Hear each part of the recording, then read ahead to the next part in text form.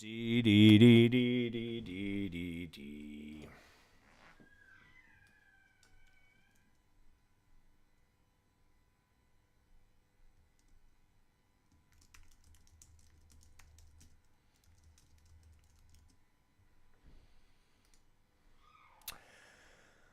Learning.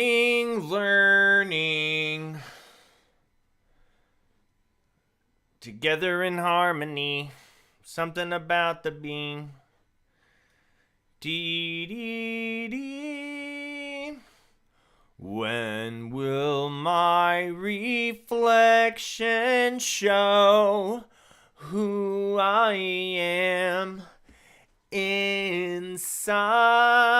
Hello, goat cat. How are you on this fine day? Hello, hemlo. Oh my goodness, is today a day or is it? Am I right? Holy shit. No, but seriously, today's a good day because I got green tea, baby. You know what I'm saying? I got the tea that's green. Also, low-key, I got a little bit of tea on this here beard. You see what I'm saying? My beard be filling up, looking good. I'm an old man. I'm also realizing I'm 33 years old. I am definitely older than my target audience. Like what? Hi, Shark. Like what is the general age range of my viewers? That's what I feel like most of the people. Well, also I'm now realizing that like people who hang out with me on stream are not necessarily the same people. I found this out like 2 streams ago that like the people who be in the streams don't be watching my content, which like totally confuses me because I was like, well, how did you find my stream if you don't watch my content? My content is what's known for me. What I'm known for, and like the incredibly small niche that it is, you know. It's not like haha my content. Haha my content. Oliver Nelson says goodbye. Shark is a 7-year-old for real. Yeah. Man, me too. I'm also 7. Is it time to reformat the chat? Not the chat. What am I saying? Reformat the stream, not like literally reformat it, but like what am I trying to say? My OBS, right? Should I get my OBS back where it needs to be? I don't care what anybody says. I like the soundboard.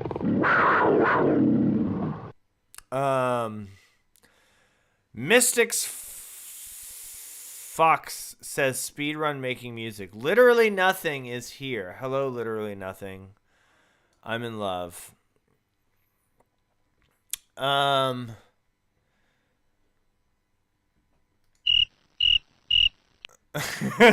don't know.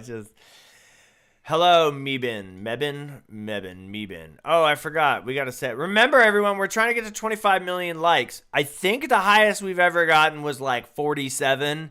So we're basically to 25 million likes. Also, we're trying to get 5 super chats. Okay, we're trying to get 5 super chats and sneak preview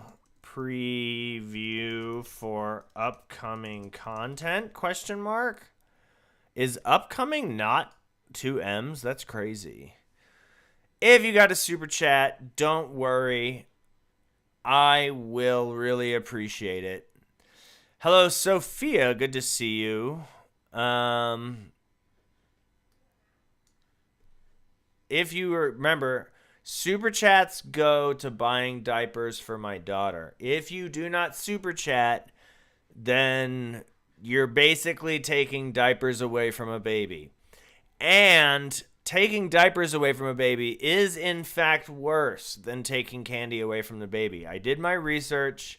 I called the necessary parties involved. And it turns out that the consensus is taking diapers away from babies is, in fact, worse than taking candy away from babies.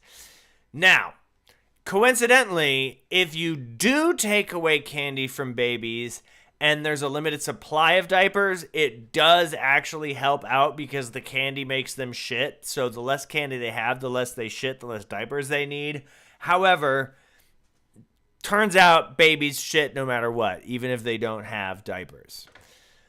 I mean, turns out if they don't have food. I mean, they'll shit whether they have diapers or candy.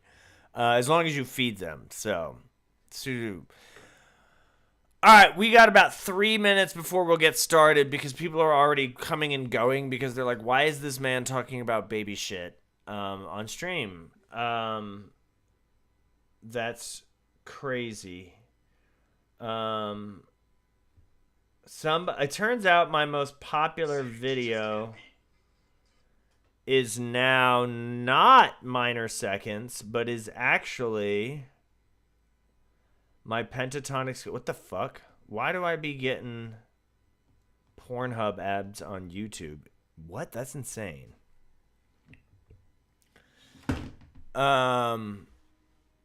Dude, legit Pornhub ads on YouTube? That's crazy. Why? Are they allowed to do that? Maybe it wasn't Pornhub. Maybe it was somebody's graphic that looked like the Pornhub graphic.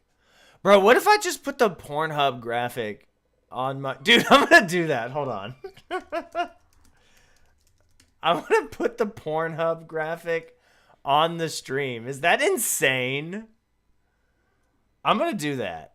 Hold on. No. Let's see. Pornhub graphic template generator. And then we'll change it so it doesn't say...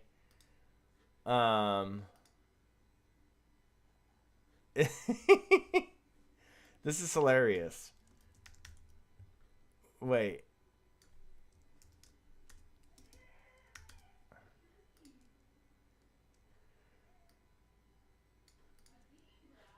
Yeah, this is great. We love this. I'm making this right now. This is hilarious. Hold on, check. This is gonna be incredible. Stand by. People are gonna be like, wait, what? We're gonna add this. Let's add a image. Music. I'm so excited. I'm so excited for what is about to happen.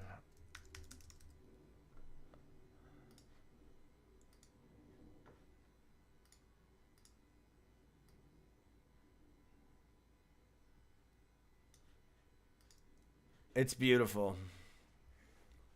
How do we feel about the new graphic? I feel like it's not quite right. I feel like that's close enough, right? Are we good? Hello, Rhodesy. How do we feel about the new graphic, chat? King BP says their concert is in 20 music. Oh, instead of saying music, say Seth David in the Pornhub. That's actually pretty funny too. I kind of like that.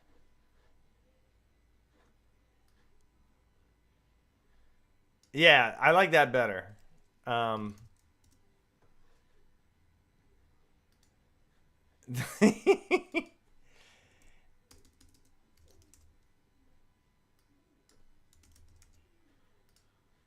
What is the Pornhub logo? Okay, so it's lowercase on the second word, but the first letter is... I see. This is so stupid.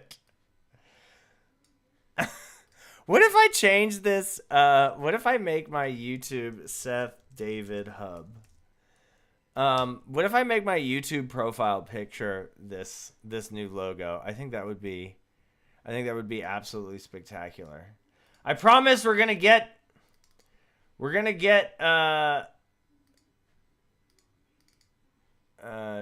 just save. I promise we're gonna get to the music making here in a second. I just have to finish doing.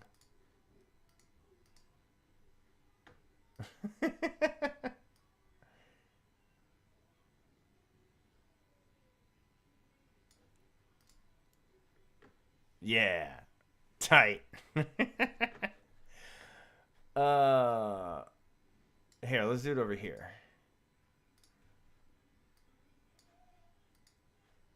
Seth David Music Hub. Now we're really cooking. Life is lifing.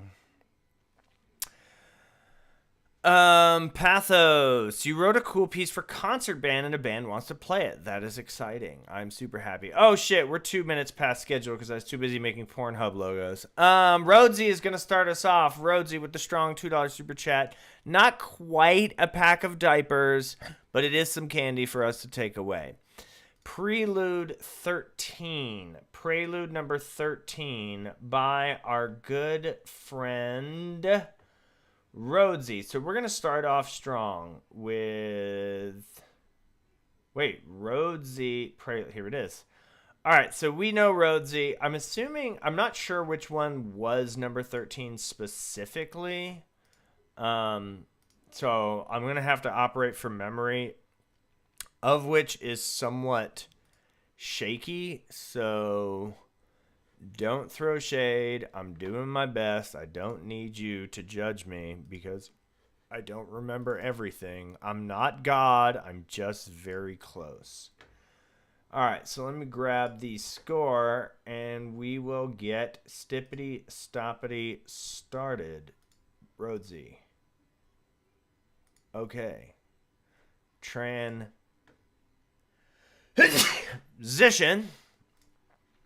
Prelude 13 by Rhodesy. Here we go.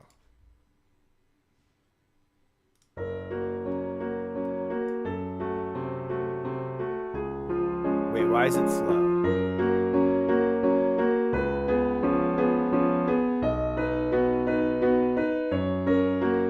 Wait, it should be B da da da da dee da dee dee da dee da like the Prelude C.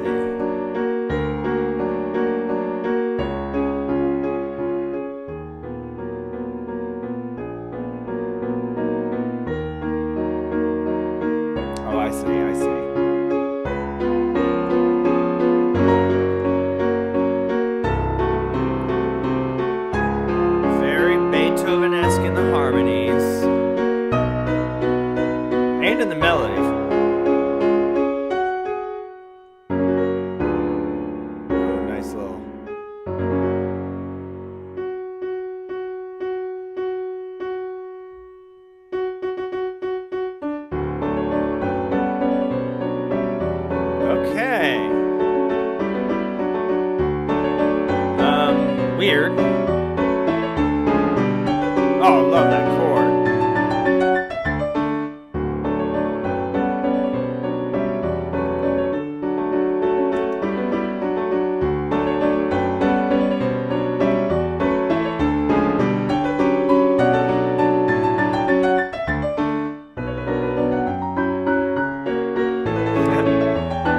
There's something about that chord change. It's like La La Land or something.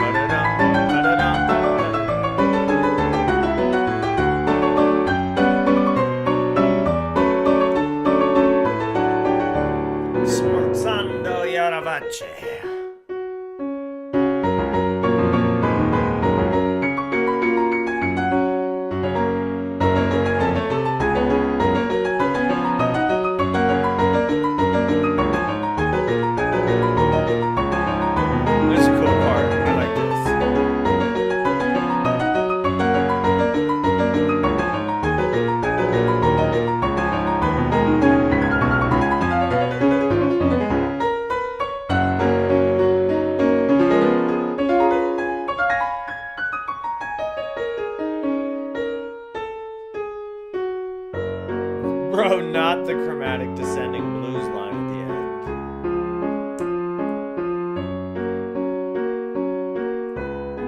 end. I love bringing back the theme and that texture. Here it comes.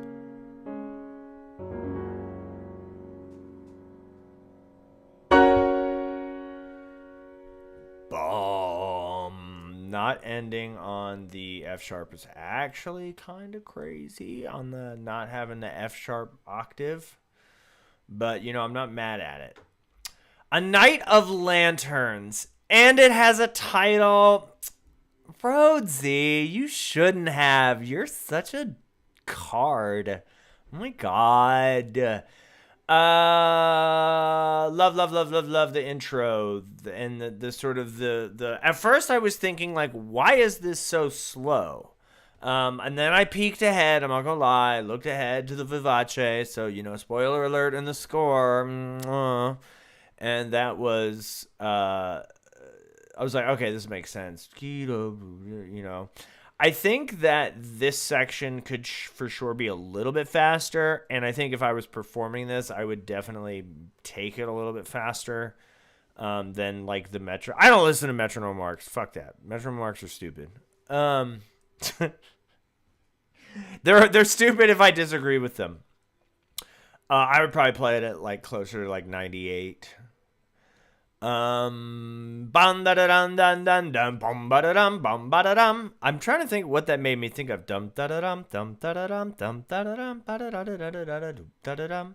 There's some waltz that it made me think of, and I don't remember what it is. If anybody in the chat can tell me what waltz. Hello, Alicia. Oh wow, chat going absolutely crazy. Then the not going crazy, I'm just being extra. Then we have this really nice little middle section that's sort of the meat and potatoes with the repeats that don't actually, usually I'm a little bit critical of repeats unless it's some kind of like minimalist cell thing going on, in which case this one is not, so it kind of works to our benefit. Is it the Chopin waltz? It is. It's the grand waltz. That's crazy. Yes. Yeah, it is. It's the Brillante Chopin. That's funny. And then it has this nice little key change here that goes into a decidedly kind of a B minor thing, which is cool. There's a couple of chords in here. I love this little C sharp major chord in bar 27. That shit was tight. I kind of wish it had a few more moments like bar 27 with these little chromatic eccentricities. I actually like this texture at 43 going into 50, where it's kind of this like plodding along octaves and then the simple, like the sort of closed hand position. Because you make pretty good use of the instrument's range throughout, which means that when you actually move into more of a tight thing, like it's sort of reminiscent of the beginning, but it's a way more punchy. And I can just see myself having fun playing that. So the little triplet runs, and this one doesn't have a crazy coda. Oh my God, Rhodesy, you're so, my God, you really shouldn't have. You're so fun. No coda, because all of Rhodes's music ends with the codas. Yeah, this is great. This is well written. This is well put together, well portioned, catchy little melody. I like that it's sandwiched between these sort of more sort of droning eighth note stuff.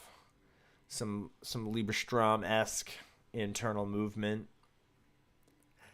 And then, or more Schubert, actually. More of the impromptu, actually, now that I'm thinking about it. And then it's got a title, so love it. Easy 8. Easiest 8 out of 10 I ever gave. That is for sure an 8 out of 10 for Rhodesy. Well done, Rhodesy. You've come a long way, my friend, and you're only going to get better. All right, where are we at with the super chats? Not a super chat in sight. Man, guess I can't buy any diapers. Guess I can't pay my mortgage. guess I shouldn't have quit my job to go streaming full time for 2 hours a week in front of musicians. I'm kidding. I didn't quit my job. Spectacular. All right, let's jump right into the queue, starting with Shark. Wrath version 2 chiptune MIDI. I like starting off with the chiptunes. I feel like it's easier for me to critically look. I feel like chiptune joints are a little bit harder for me to listen to critically, and not because I dislike them, but because of the very obvious disconnect that I have with them that I've outlined many times. Here we go. Wrath, finally done. I don't know. That's what the title is. Here we go.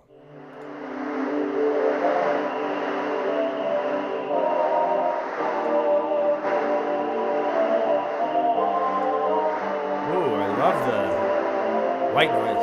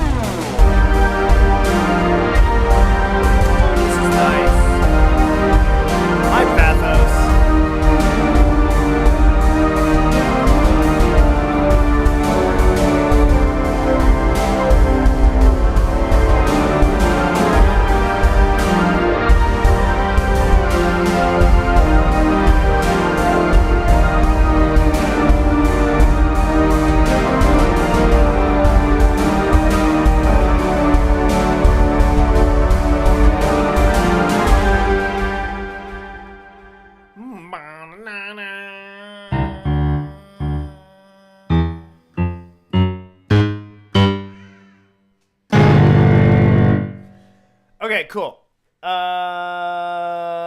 6 minutes, just about 6 minutes of lots of movement. It's all the same tempo. It's all this sort of 6/8 na na na na na na na na na na na na na na na na na. And then the melody line, which is that kind of mixed with that sort of synth sound, was essentially playing for the entire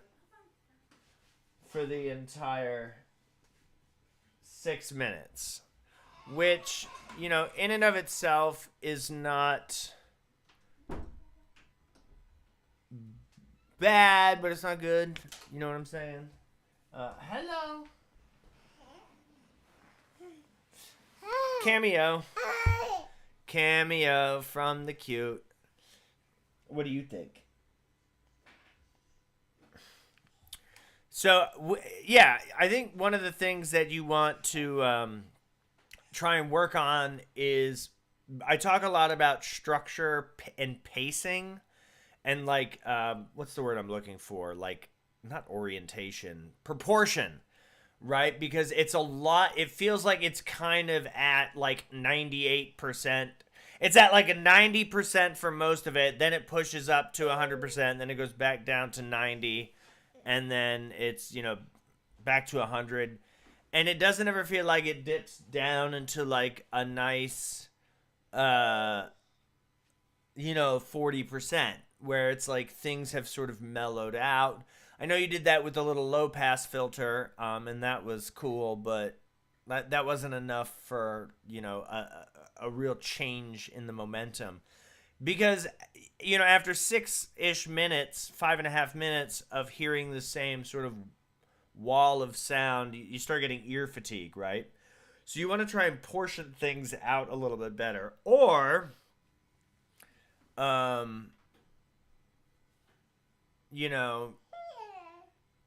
so I know this is really distracting. She's so cute. Should we see what the baby thinks? Let's see what baby thinks. Here, we'll take off the headphones. What do we think? Here.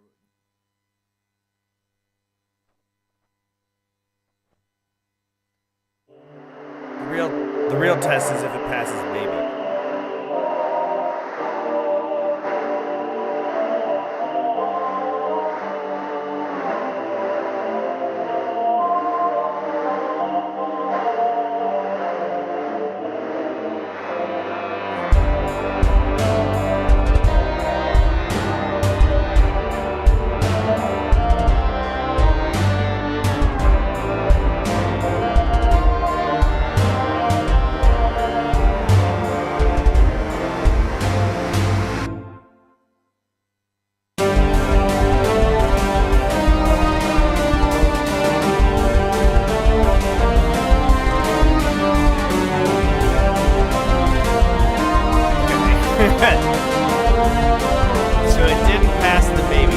That's okay, because if it's music she likes, she starts dancing.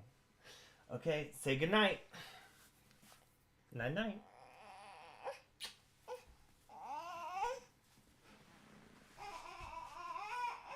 I know, you want to stay here. It's so much fun over here, right? This is the most fun corner ever. Okay, I love you. Mwah.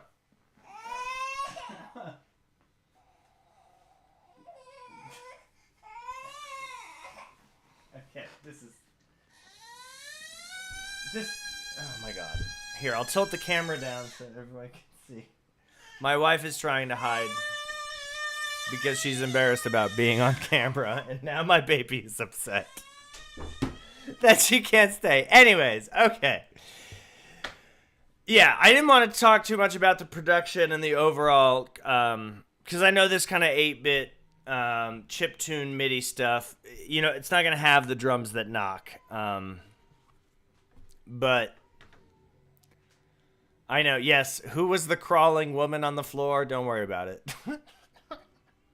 Don't worry about it.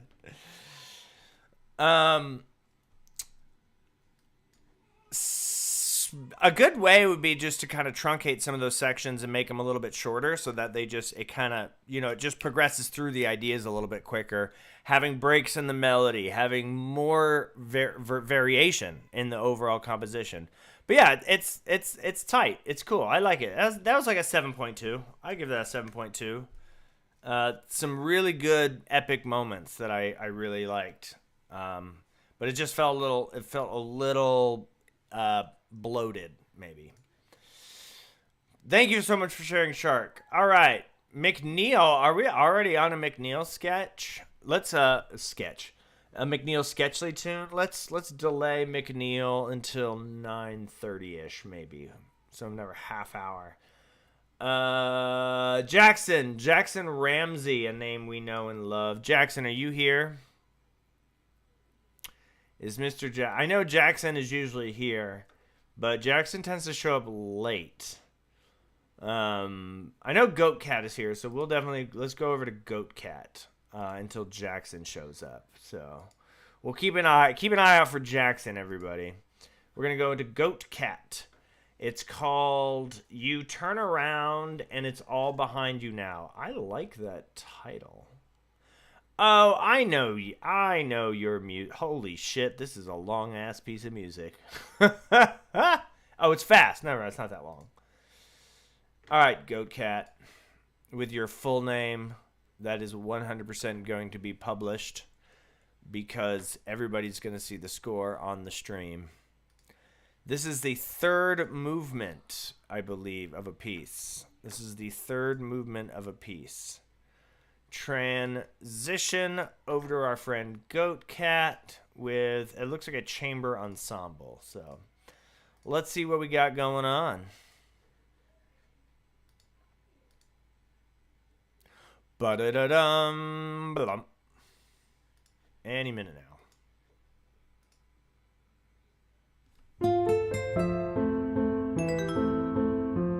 Aww.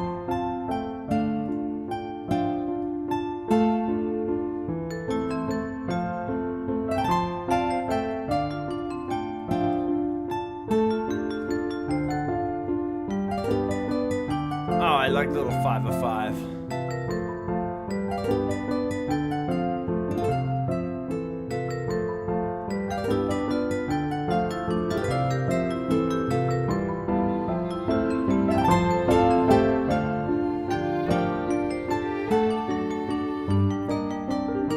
Ooh, nice key change. I'm such a sucker for chamber music. I love this, and I know it's like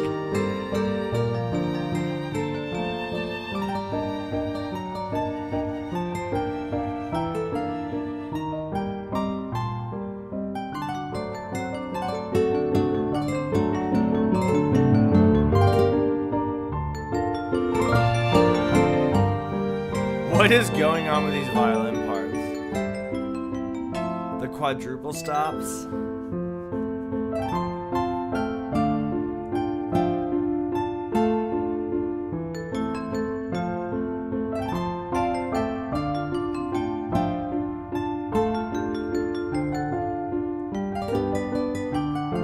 Here's that 5 of 5 again.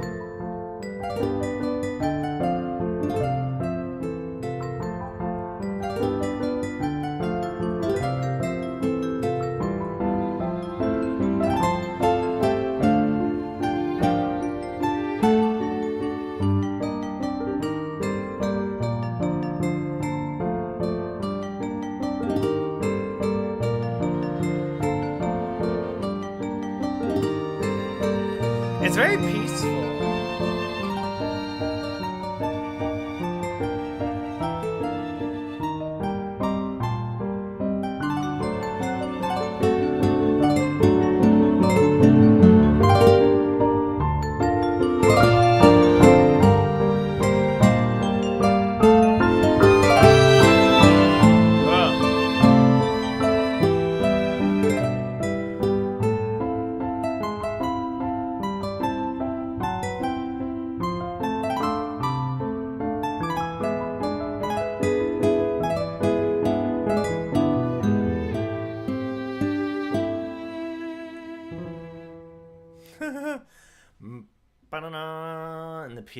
the little.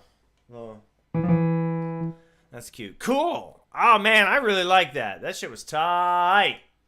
That shit was tight. Yeah, it was kind of puzzle game type beat. I'm super into it. I don't know what it was about it that really kind of spoke to me in like some kind of weird way, like a little magical voice just whispering sweet nothings in my bum. I mean, in my ear. Elijah Seigler says, "This is my first time." We love first timers here, so definitely making a point to jump into you. Yeah, there's like a lot to like about it. So I just want to go over a couple of highlights. One, I really like the sort of use of sparse orchestration. These weird, like, I almost want to call them gestures and or motifs. The right? Because it gave the set, like, it made me think of falling blocks. You know what I'm saying? Like, it made me think of like Tetris, you know how the blocks fall, but it definitely had some kind of like puzzle game. Somebody said that in the chat, and I think that's a perfect description. Like, you're kind of waiting around and little things are falling, little things are happening. And it, even though there wasn't like a big climax, there was enough like space in between where the instruments come in and where they drop off that didn't make it feel tedious. You know what I'm saying? Like, it wasn't like tiring to listen to. It was its beauty is in its simplicity and then its quirky little harmony bits. We definitely got to talk about this violin writing. I don't know, some of these like quintuple stops. I don't know how playable they are. I'm not a violinist. I don't think that these chords are going to sound the way you're hoping they sound. In fact, I can guarantee you they're not. So you might want to, like, I'm just talking about the music. The way it's literally written, there's some problems, like in the violin writing. Mostly it's actually just in the violin writing. Some of the guitar writing looks... I think the guitar writing is solid. Mostly it's in the violin. And then there's like some beaming things, like how it's like the engraving leaves much to be desired. Yes, I know they're not playable. I was being a little silly.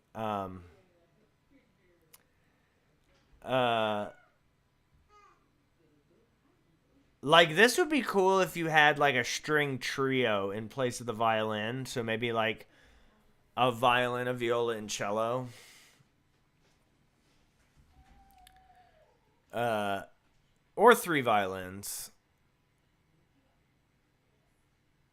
Skip, McNeil, Sketchley. McNeil wants me to skip you today. I mean, if you say so. I will skip you if that's what you want. Please confirm that you want to be skipped. It wouldn't feel right, but it wouldn't be the first time. Yeah, I mean, this for sure is not playable.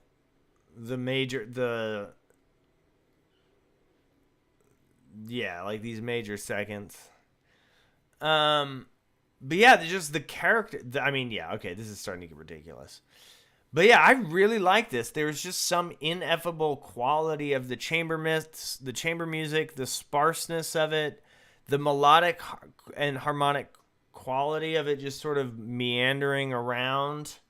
This is great. This was like an easy 8.5. This is an easy 8.5 out of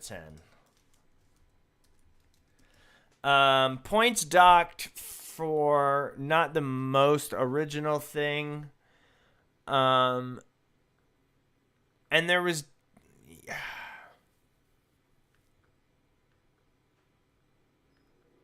You know what? Fuck it. That's a 9. It's a 9 out of 10. The only problem I had was it's, it's just a little, it's not the most original. It's tight. I cannot explain the McNeil-Sketchley grading scale. Not yet. We're still developing that incredibly in-depth rubric. No one. Yeah, go. I liked it. This shit was tight. I actually really, really liked this piece of music. Like, a lot.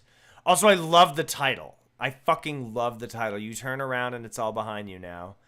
It's like, it's kind of deep, but it's also like kind of just obvious. It's like, well, yeah, everything that is behind you is behind you. You know what I mean? Like, it sounds deep, but it's not, but it is because it isn't, that kind of a thing. It's like, what? What does that mean? So, yeah, 9 out of 10. Holy shit. It was just a really great piece of music.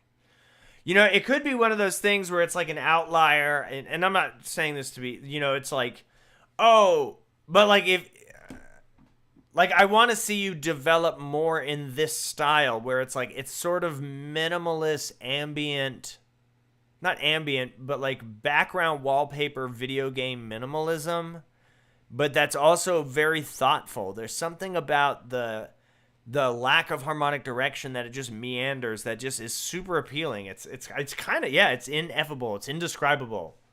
Uncontainable. All right. Pathos is here. I know you're here. Jackson, are you still here? We're still waiting on Jackson. Otherwise, we're going to go over to Pathos with a band piece. No score. Open with some fourths and fifths. Vibey, yes. Bye, McNeil-Sketchley. We love you.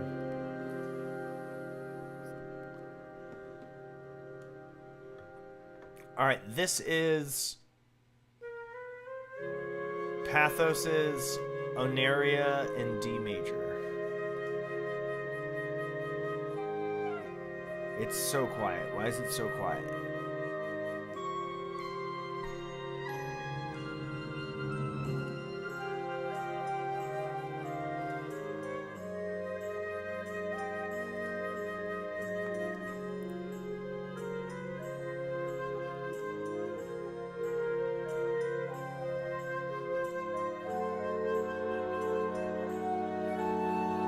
Nice little...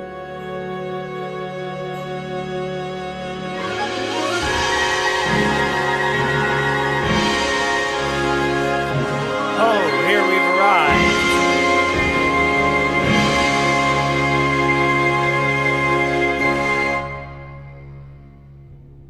What the fuck does Onia mean?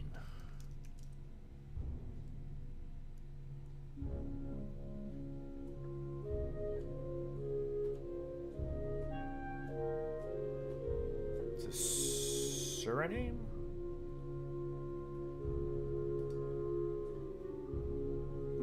It's so quiet. I hope you all can hear this.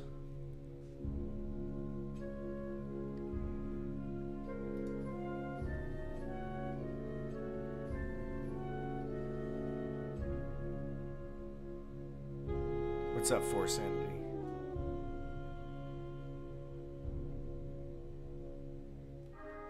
Speaking of coming too fast.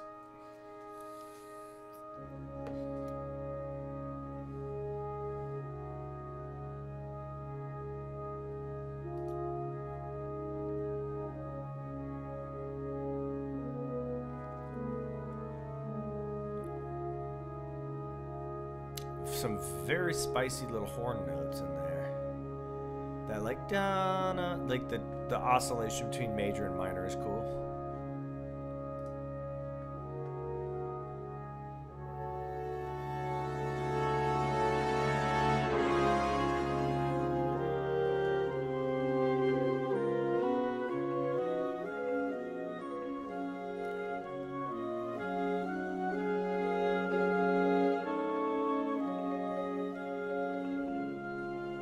I like the little marimba parts.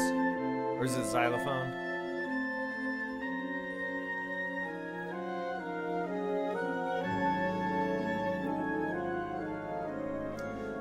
lot of monophony.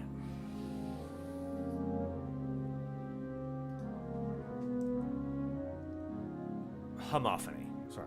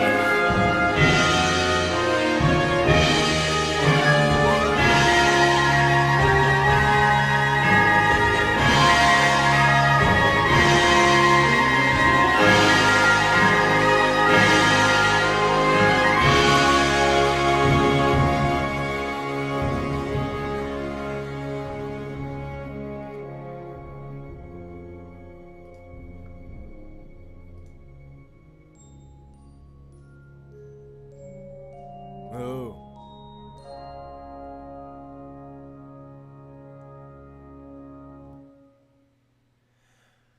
Okay, so it was giving Pines of Rome by Copeland.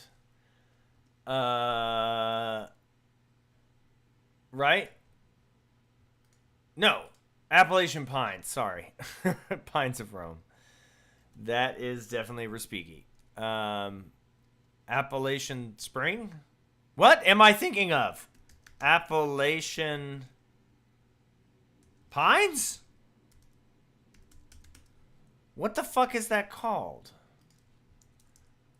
What piece am I thinking of? Appalachian Spring. The Rite of Pines. The Appalachian Spring. Yeah, it's Appalachian Spring.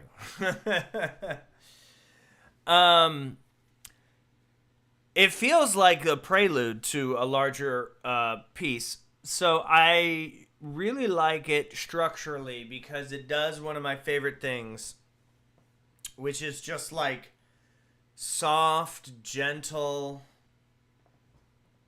big explosion, soft, gentle, big explosion, soft, gentle, right? That's a cool form. I like it. It's got, you know, just that sort of serene, tranquil quality into jubilance. Now, I will say, if I were writing it, actually, no, I think it needs this. I'm gonna fix it. So there's two big moments where the whole orchestra sort of comes back, right? So you have this like A, B, A, B, A kind of a thing going on, where it's like soft, loud, soft, loud, soft. What if instead of like it's pleasant and soft, then it's jubilant and loud, then it's pleasant and soft again, and then it's jubilant and loud again, where it's pleasant and soft, or maybe eerie and soft, then it's sort of like discordant, menacing big, then it falls back into pleasant and soft, and then it resolves. So the first loud section is much more like sort of maybe dissonant, a little more aggressive, and just like that, like, ugh, you know, stinky, stank face, like that shit that makes me say, ugh. You know what I'm saying? And then it comes back soft, and then the second time it booms, it's all far more harmonious. That would give it more, I think, harmonic interest, more maybe not even harmonic interest, thematic interest, right? Because the structure, again, I really like, but it's what you did with the structure that needs work. Let me say that again. The structure is excellent, but the structure was underutilized from a harmonic and melodic standpoint. So the good news is the hard part is done, right? You got the whole piece basically written. Now just go in and sort of change some of that first section so that the big arrival The first time is like leaving a sense of longing, and then the second time you get that resolve, because music is all about, say it with me, gang, tension and resolution. That was kind of just like a bunch of resolution. And I get that there's a little bit of tension and the softness, but like by the time the first big moment landed, I was like, and then I saw the length of the piece, I was like, oh, this is just going to happen twice. You know what I mean?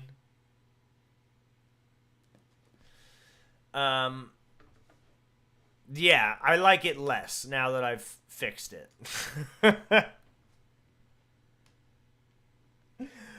I loved it, and then I thought about it, and now I only like it. I don't love it anymore. And we all know the drill. I give lower ratings to things that are easily fixable. So it is a pretty sensible... Like, I would have given that an 8.5 out of 10. But because it was just like peanut butter and jelly and peanut butter with jelly instead of like peanut butter and jelly with banana and tiramisu. I don't fucking know. Whatever. So yeah. What started as an 8.5 is now like a 7.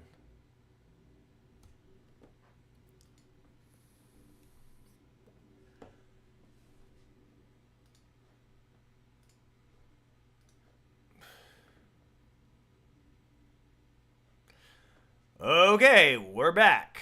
That was weird. 7 out of 10. Absolutely could be an 8.8 out of 10 if it wasn't just peanut... How do you spell peanut? Peanut butter and jelly served with peanut butter and jelly. Yeah, it was like and for our first course, we have salmon ceviche with diced onions. Like, hell yeah, salmon ceviche with diced onions. I fuck with that.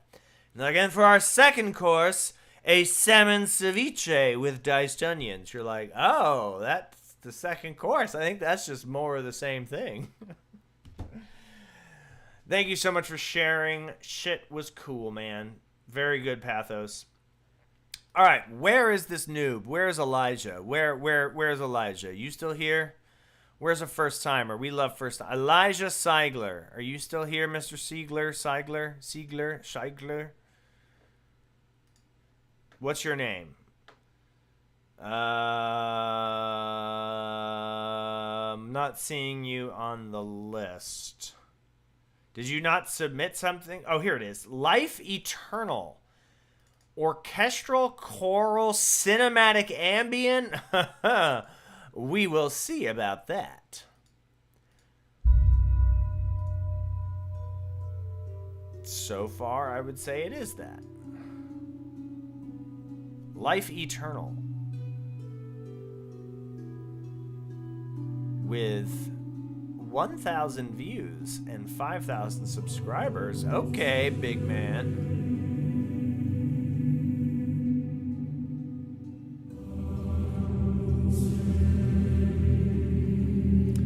Choir patch is tight.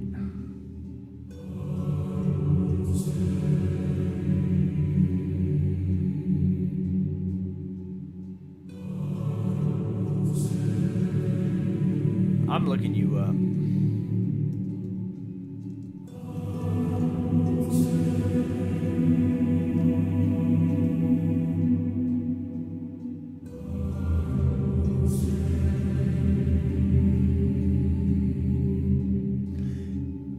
Elijah, do you work at a college?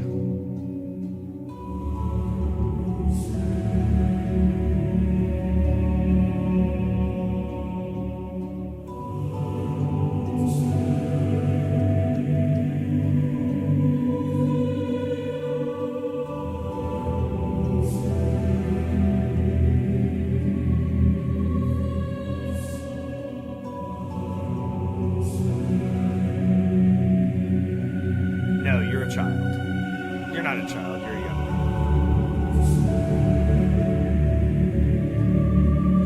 Elijah, there's somebody that has your same name that teaches religious music.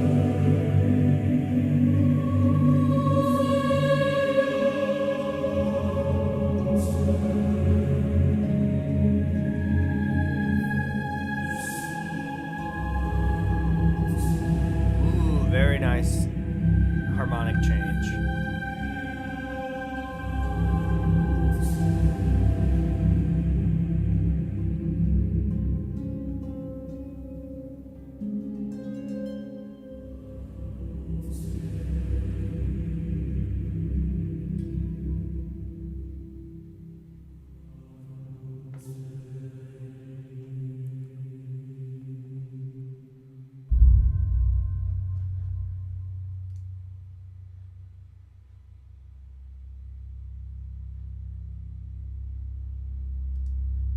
Okay, this is 13 minutes long. I don't know if we're not gonna listen to this whole thing. Maybe we will.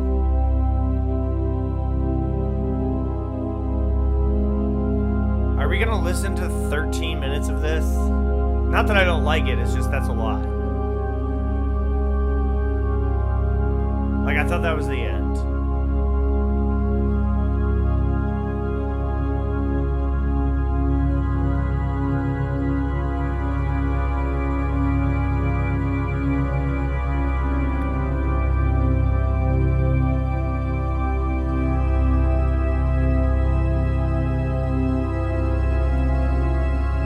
Sort of Olivier Messiaen organ chords.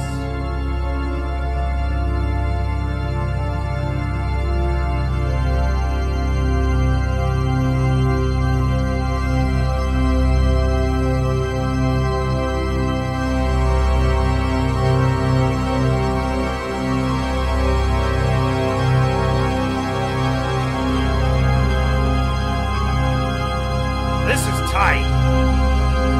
This shit is sick.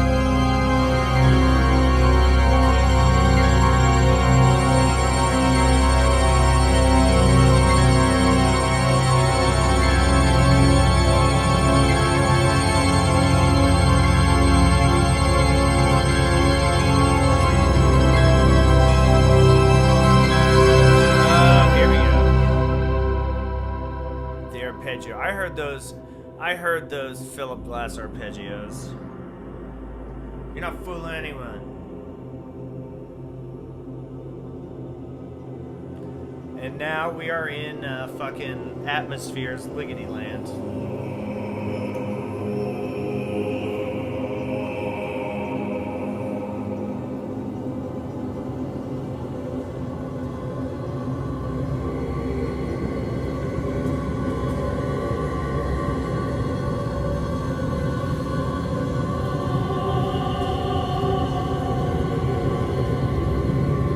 This is literally Atmospheres by Ligeti.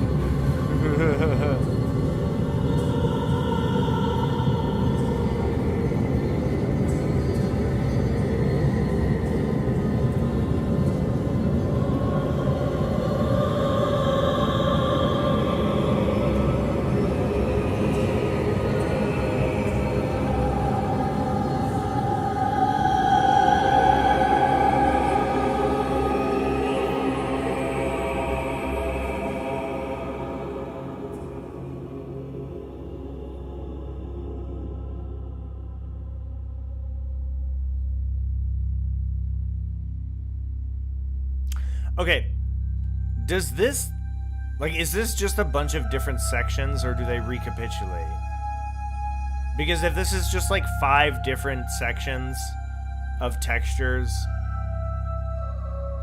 it needs to be different pieces that sort of blend together.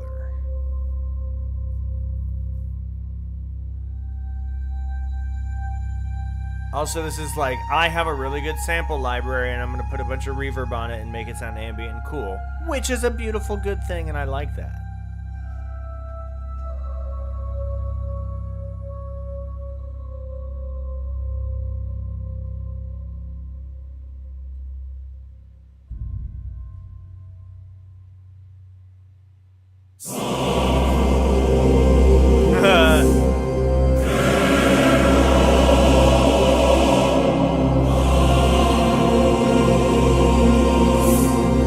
jump scare for the win.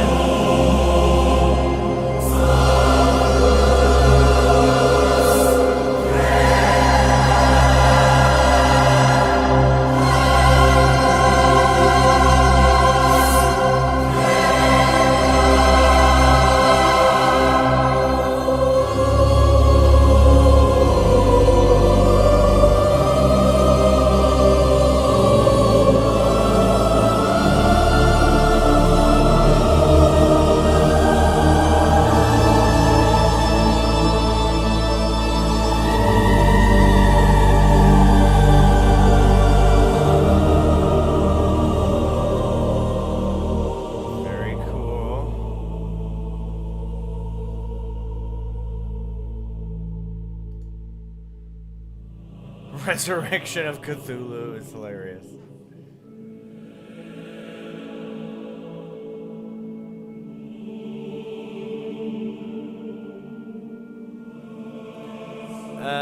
It's the middle movement of a trio.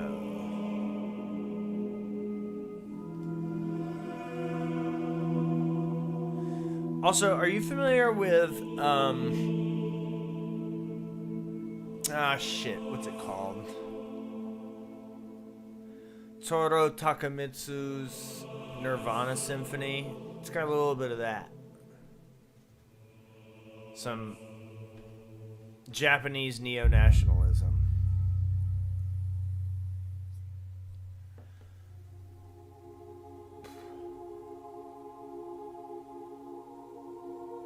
And now the Eagles have come to rescue Gandalf.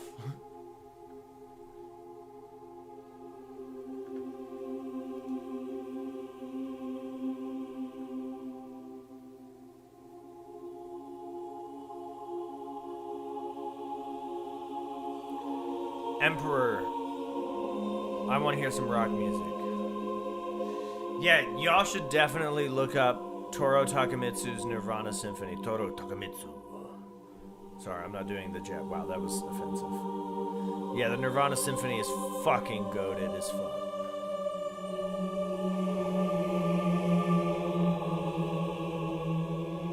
Like, the fact that you haven't heard it and you wrote this, I'm like, okay, like, you will now be like, oh, this is what I'm inspired by.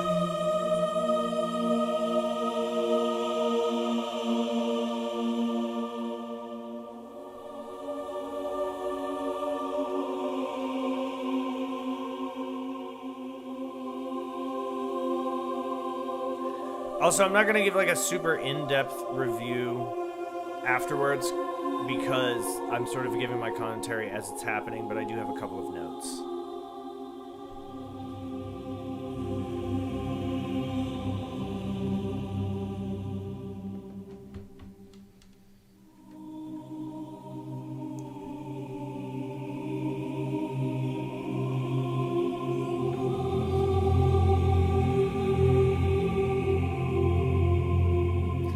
Like, it makes me wonder what this music is for. It's sort of like cinema.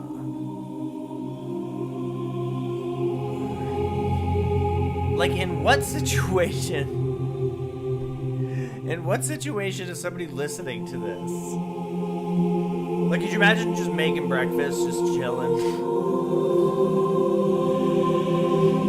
Hey, babe, you want some eggs?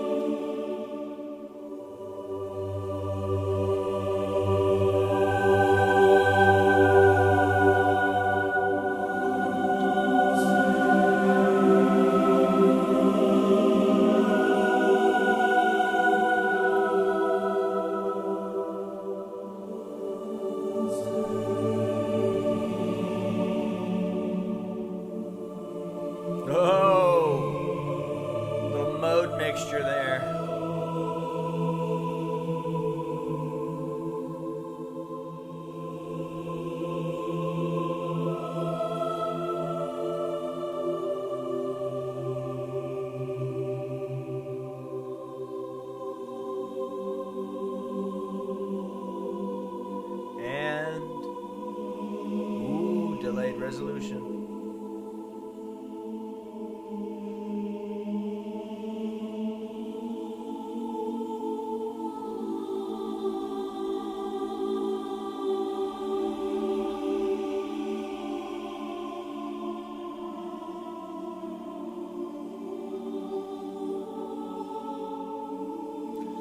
I don't listen to Russian Orthodox choral music. No, not. I wouldn't say in general. Unless I'm going into like a BDSM club.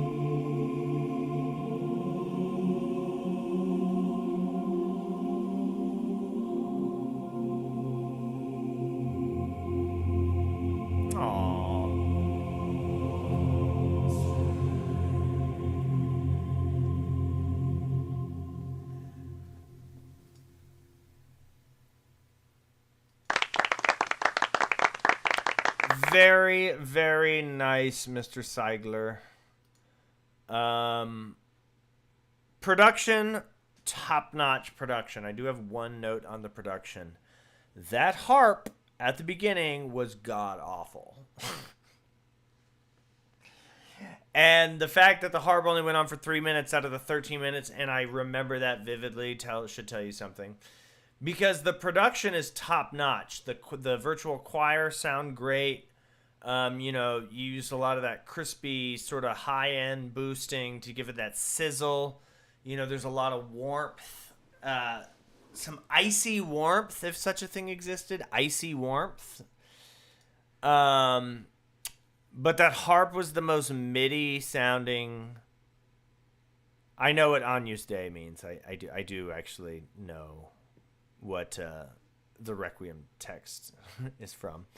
But that harp was the most MIDI, like ding dong ding dong dong ding dong ding dong ding dong blunk. So find a way to humanize that harp, do some panning, make it sound more produced and less like sequenced, if that makes sense.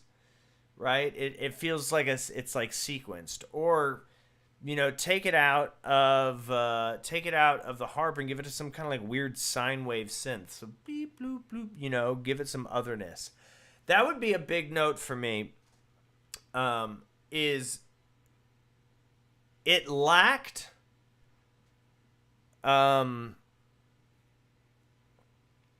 it lacked that otherness. I'm trying to put it into more concrete terms. Like, it was otherworldly in terms of its, like, composition and some of the sound design, but it felt very safe. It felt very, it's like secure. It was content where it was. And it was like, by the time it got to the second section, about 4 minutes in, I was like, okay, I know where this is going. It did have the one jump scare with the choir that I thought was kind of cool. We're really tight. But, you are teetering a line of like to sit and listen to 13 minutes of sort of spooky, calming music. It's hard to be actively engaged as a listener, as like a critical listener like me and other people like me who listen to music very critically. It's like, okay, but what's the catch? Like, why is this 13 minutes? Like, what happens over the course of 13 minutes where there's not a lot of development? It kind of just sits around. It's very beautiful. Like, that's the thing. Like, it's gorgeous. There's so many beautiful things, but like, why are they? You know what I'm saying? There wasn't like I didn't feel like I was on a journey. I kind of just felt like I was sitting in a room, which in and of itself is a vibe, right? Like, you're like, oh, I'm going for the just like sitting in a dark temple. And it's like, okay, that works. But,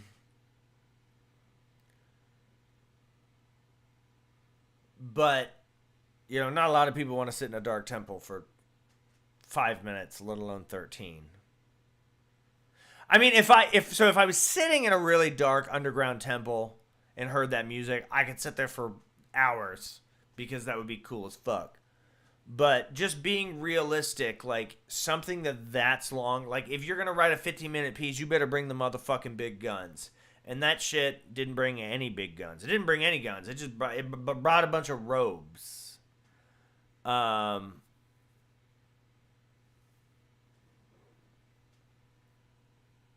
Yeah, subtle, subtle work, longest piece, a musical explanation of what eternity is like. Um, I get all that.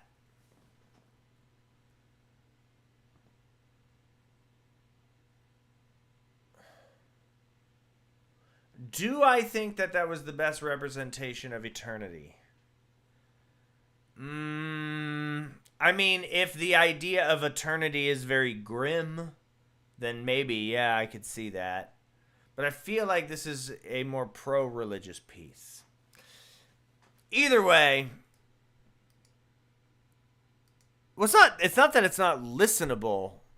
It's that it's an experience. It's an experience. It's a very cool idea. It's unique.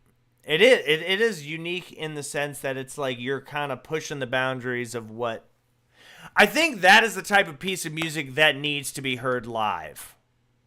Even if it's like a digital choir and you're like manipulating, you're using an Ableton Live session and there's like surround sound, you're doing like an 8-channel electronic composition. That would make sense. Then it would be like, I think it best experience. You don't listen to music like that. You experience music like that. Here I am saying I'm not going to talk, and I've been talking about it for like 10 minutes. So, you are a Christian. Well, I will tell you, Mr. Christian, sir, that if that's what eternity is like, I don't want there. That shit was way too creepy. Because the idea of eternity freaks me the fuck out. I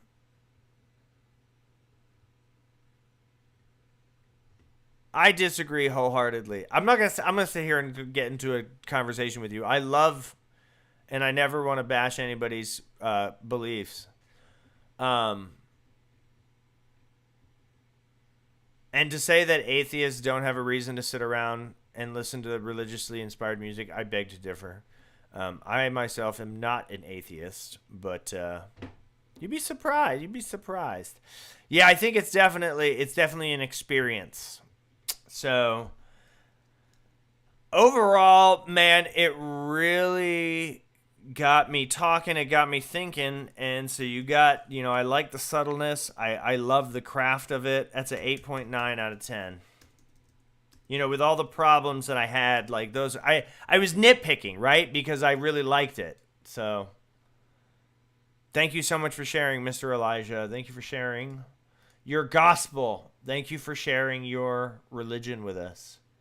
I grew up Christian, very, very Christian. I am no longer a Christian because I am not. But nonetheless, I do love me some religious music. I listen to a lot of it. Okay. Rhodesy is back with a prelude. We're going to go back to Rhodesy and listen shortly. But let's see what else we got. Lauren. I like Lauren. Lauren also wrote religious music. So, chamber ensemble, brass quintet. Is it a chamber ensemble and a brass quintet, or is it just a brass quintet? Questions to be answered. No, wait. We were going to listen to a rock song first. Emperor.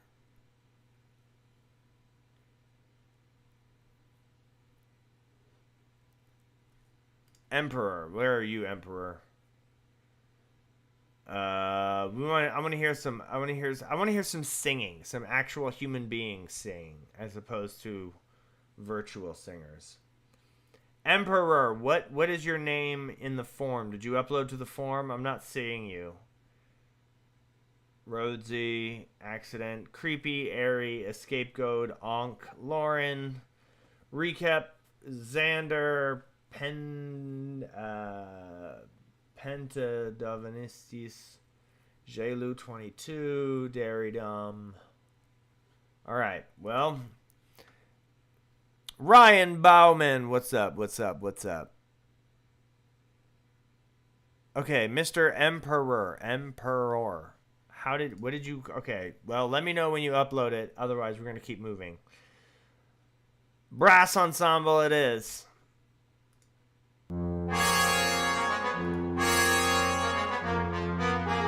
Oh, fuck yeah, this shit's tight as fuck.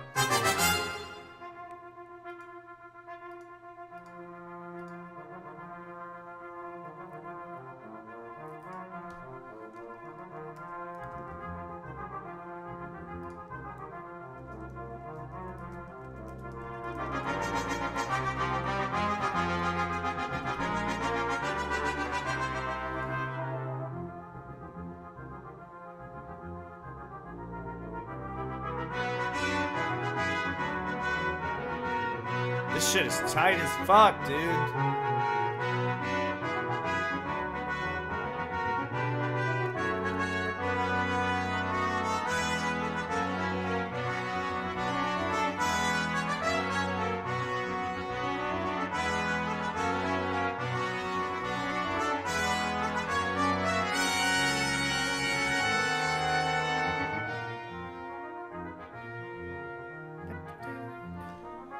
This has got a lot of good stuff going on.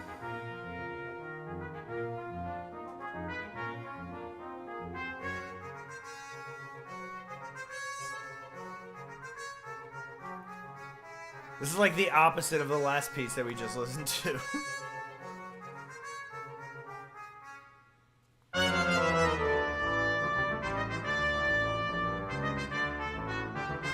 I remember this, Lauren, from you, from other people. You're a very good melodist, tunesmith. Oh, yeah. Now the low notes. And nice little...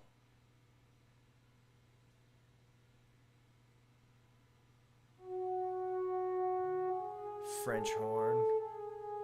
Dum dum da da dum.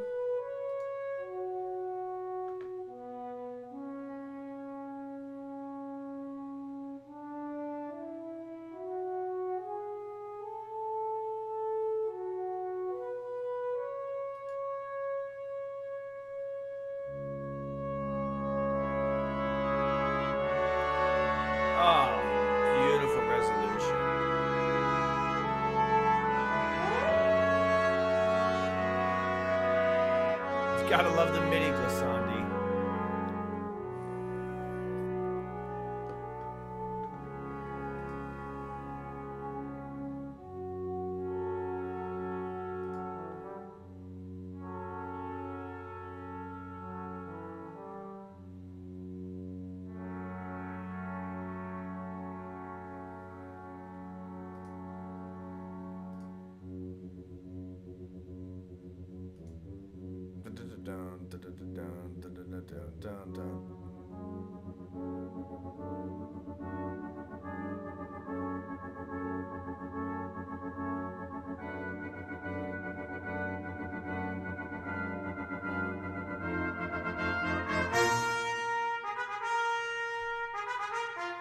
I feel like this would work really well as either a band or an orchestral piece, and I rarely say that about a piece of chamber music.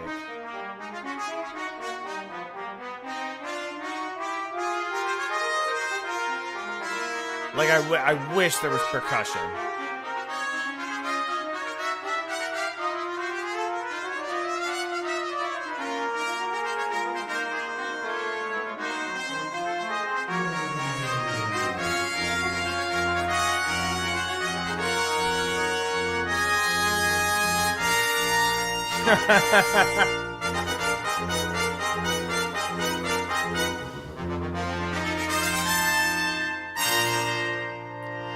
Bro, not the Picardy third.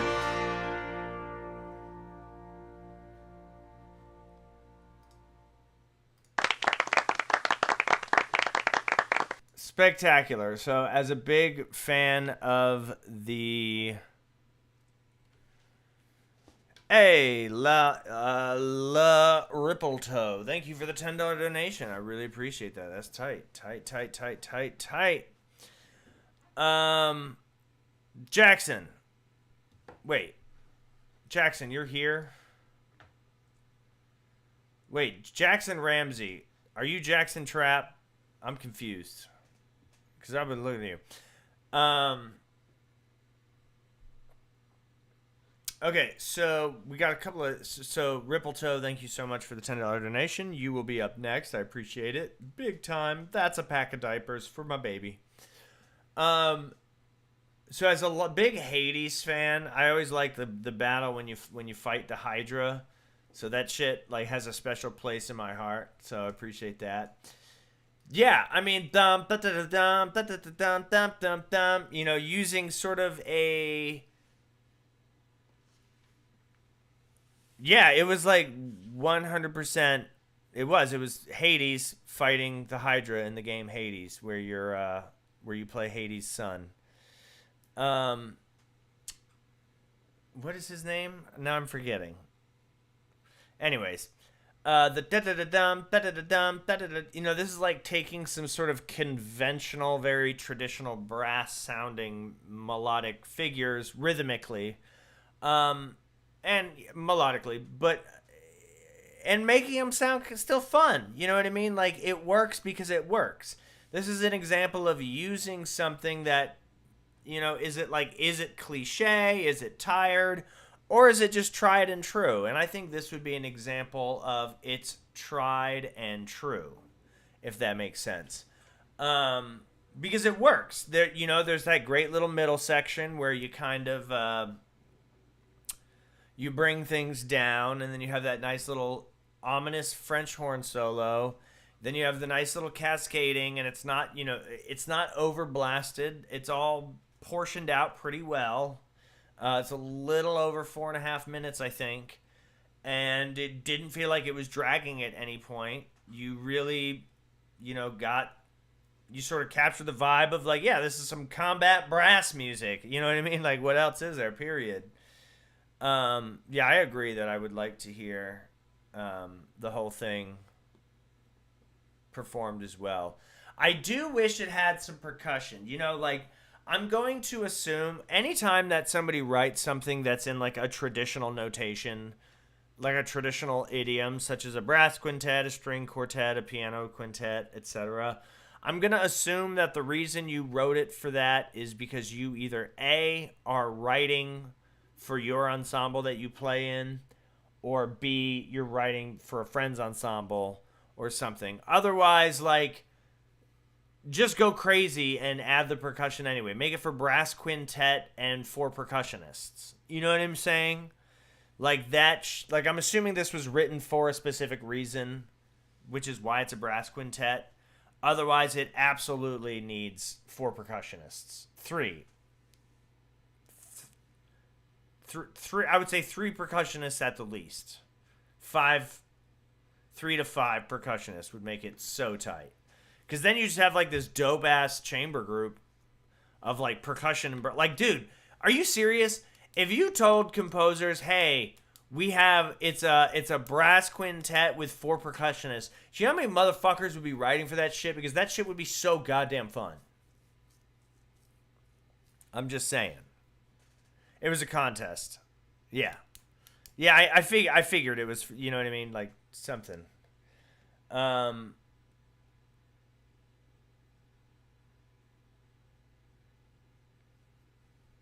Super tight. Love it. Love it. Sorry. Somebody just commented on one of my videos, and it was like a really nice comment. And I was just like, see, I read all my comments. That was great. Love it, love it, love it. Not the most original, but a great piece. 8.2 out of 10. Super fucking cool. All right, we got a lot of things going on. Let's go to Ripple Toe. What's Ripple Toe got going on? So, shut your trap, Jackson. You're not the same as Jackson Ramsey. For some reason, I get the two of you confused. All right, where's Crippletoe? Rippletoe? Wait, what is your name? Rippletoe. Rippletoe. Fugue in F major. Oh my, a fugue. And there's a video? Is the video of you playing it? Is this a live? It is not a live performance. That's okay. And it's on Vimeo. Why is it on Vimeo? Vimeo is actually crazy. No shade to Vimeo. It's just a funny, like, I think this is the first time out of the 600 pieces of music that have been submitted that I've ever gotten a Vimeo link. It's very artsy. All right, let's take a look at this fugue. Now, absolutely full disclosure, my counterpoint and like fugal writing is rusty. I'm not going to hold you. Not going to sit here and lie and talk that I am like a fugue genius. And then I'm like, well, the counter subject really, needs to go, instead of going up a fifth, should be going down a fourth or whatever. So I'm not gonna analyze this or critique this from the perspective of like fugal writing in like the strictest 17th and 18th century counterpoint sense. But we're going to listen to some oboe, bassoon, muse score, fugue, and F because Rippletoe rocks and gave a $10 donation. So let's rock and roll, baby.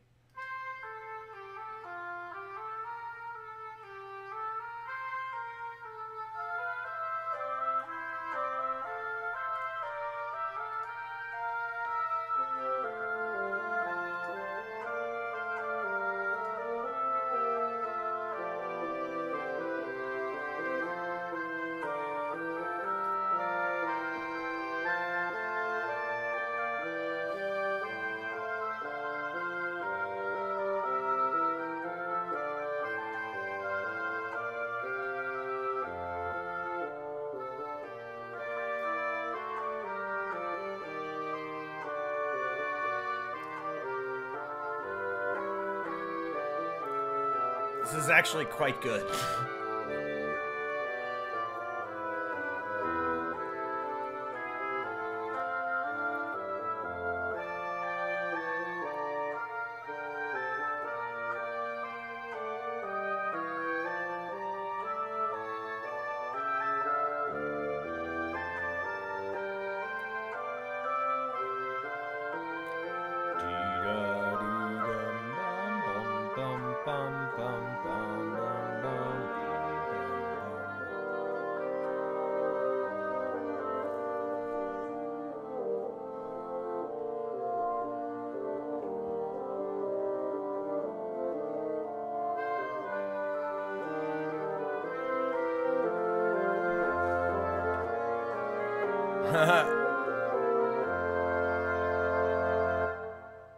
Oh, weird.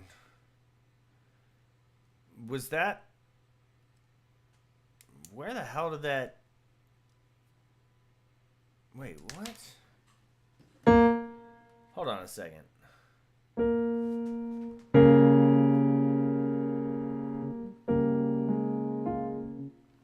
Oh, I see.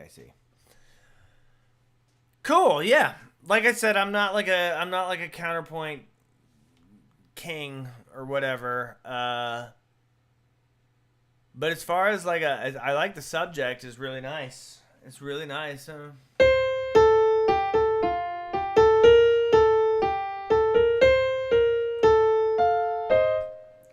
Oops, sorry.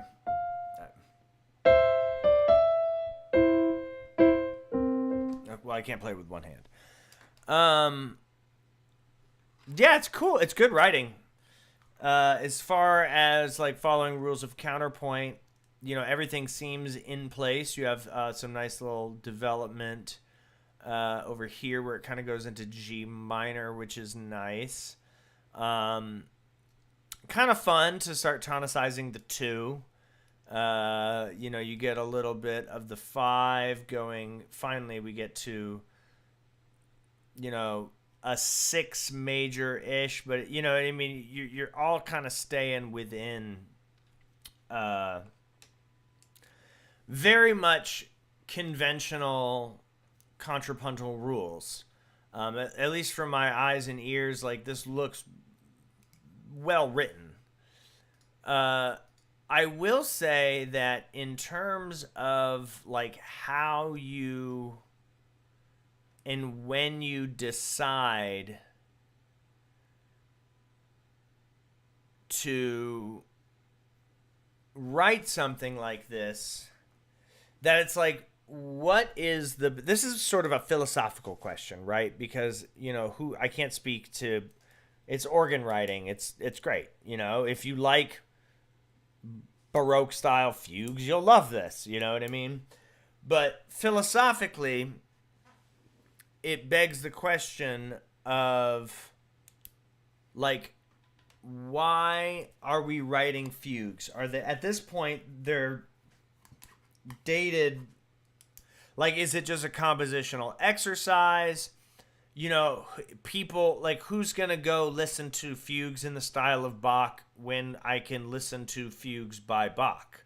You know what I mean? I've said this before, and I've had it said to me, but it's like, oh, this is my symphony in D minor, and it sounds kind of like a Mozart symphony. And it's like, okay, well, why would I listen to a symphony by a music student in the year 2025 when I can listen to a symphony that sounds like Mozart by Mozart? And I think the same principle applies to fugues and any kind of style of writing. Is like, how can you modernize it? Like you could imagine using all the same rules of loose structural rules of counterpoint, but it's like, a bebop fugue, played on synthesizers. And it was like, oh, that's kind of weird. That's interesting. That's a fresh take on a very classic structure. Or it's like, it's a fugue, but it's super duper slow. And so it's now this sort of weird ambient thing where the contrapunct, like this slowed way down, played on some like, maybe a large ensemble of like maybe 4 or 5 instruments per voice. And so you start dealing with like texture, So take the harmonic and rhythmic writing and then apply it to something that is more contemporary and interesting for the listener. So, like, honestly, I think this would be really cool if you found a way to expand this for like a bunch of like for a mixed ensemble of unspecified instruments, so like for, we'll say 15 musicians, and then in the score just write any 15 instruments, each every group of 5 gets 1 line of melody, and you can play in octaves, but everybody plays the same melody and the same rhythm for each part. And it's like, whoa, that's weird. And then like, play with the time a little bit, like, you know what I'm saying? Like there are ways to approach it in a way that's like, oh, this is actually really interesting, and it also happens to be a really well-written fugue. It's like writing in iambic pentameter. Like, nobody's writing poems in iambic pentameter, because why would you do that? But it's like, there's a reason that I did that, and it's X, Y, and Z. It's a thought-provoking idea, as opposed to like, this is a fugue in F major. As far as F major fugues go, contrapuntally, from my analysis, which again, I'm not a scholar of fugues, is good, rock solid. But there's just nothing profound about it, because it's like, I've played enough Bach fugues to be like, okay, I want to hear Bach now. I'm thinking about Bach. Yeah, find more insights and applications to these traditional forms. Other than that, it's great. For as far as fugues go, it's a 9 out of 10. As far as compositions go, it's like a 6 out of 10, which leads it to averaging out at a 7.8 out of, let's say a good even 8. A 7.9 out of 10. I really appreciate you sharing your music though, man. Like first time, I'm super grateful. Who doesn't like to hear a good fugue every once in a while? You know what I'm saying? Keep the art alive. It's like people still paint landscapes, even though people have been painting fucking landscapes for as long as paintings have existed. So, all right, let's keep things moving. Rhodesy is up, then Toxie Boy, and then we're going to get to Emperor, because I just want to hear some bad rock and roll singing. Their words, not mine. Rhodesy, Prelude, By the Old Meadow. Score.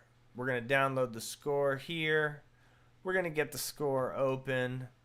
Oh, I didn't open the other score to the other one. That was my bad, cuz I fucked that up hardcore. Sorry, bruh. Fucked that shit the fuck up. Alright, we're going to make sure that we actually see the score this time. Alright, this is the second piece by Rhodesy with the generous £2 donation. We love the pounds because we like getting pounded in our, what? Here we go. Prelude in 15. Woo! Hey, Chopin.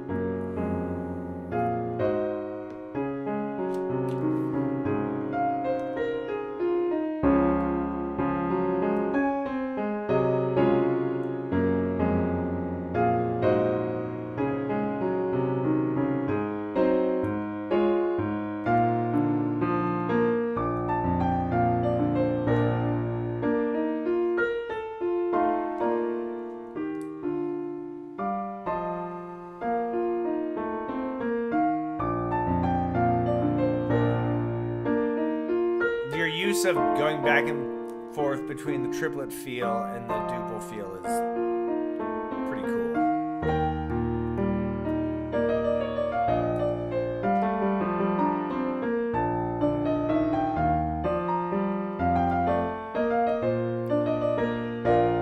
Spoiler alert, we're going to go back to the tempo primo.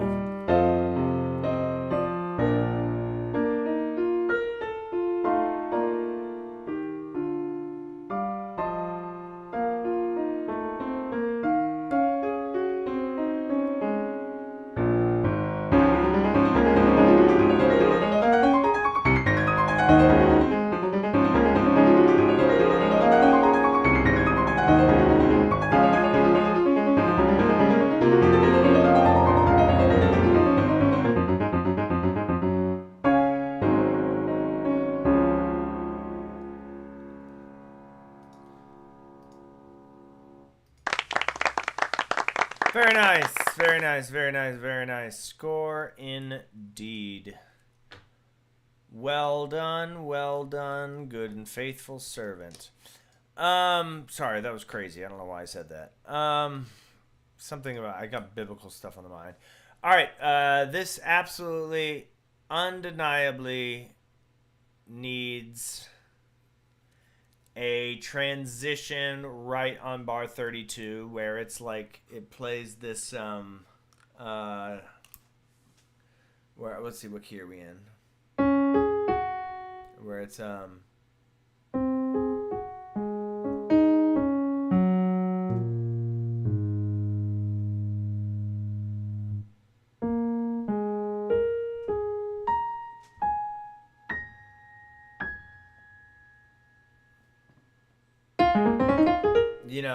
and then it runs back into those, like add 2 bars where it does this little dee bum bum.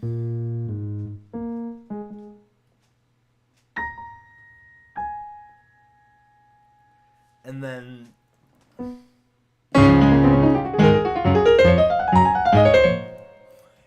and then it goes into that. I think that would make it so tight. Just a cute little thing. Because I love the sort of virtuosic scalular stuff. It's pretty fun. And then it goes into this nice little lullaby, which is very pretty, and you're kind of dealing with this like polytonal, not polytonal. Oh my god, I'm so tired. Polyrhythmic kind of feel where it's bouncing back and forth between duple and triplet feel, which is really nice. Okay, I'm realizing how gosh darn tired I am. We might actually have to end the stream early tonight. Not right now. I'm not saying I'm ending the stream now. I'm just like, I'm thinking, I'm like, oh my god, my brain is starting to shut off. Being a father and a husband and working a full-time job and, well, working two jobs, a full-time job and then teaching part-time is exhausting. Holy shit. I love the recapitulation at the end. Like, yeah, it just needs that smooth transition to really make it feel like it's, it's going. It leads back into it. It leaves you wanting back into the tempo primo. Yeah, this is tight. See, I feel like you write so much that you're like you're in the Oh, I didn't share the score. I said it like 10 times. Oh my god, I'm an idiot. That's so funny. I literally was like, oh, I talked. That's how tired I am. I said it like 3 times that I was going to show the score, and I didn't show the score. Jesus, I can't even talk. Oh, I'm struggling right now. This might be the first time that I stream for less than 3 hours. Everyone was saying score. I don't know what was going on. Okay. I was like, score! I don't know. Yeah, win! Ray's music with the $20 super chat. There goes Ray's music with the absolutely goated £20 super chat. Therefore, creating buzz. Robots in the chat for Ray's, please. Ray's is goated. We love Ray's. Ray single-handedly funds this whole stream. But yeah, Rhodesy, really cool piece. You're improving. This process of just constantly writing more is really showing out. So, fix that little transition when it moves back in, and you got a rock-solid piece. 8.2 out of 10. Rays, what you got in store for us, bro? What the fuck is that opening, bro? Is the name of the piece. Anime opening. That's hilarious. All right. No score. Just vibes. We're going to go till 11. We're going to go till 11 o'clock, okay? That leaves a little less than an hour. Besides, I got to wake up early and go to the dentist tomorrow. Here we go.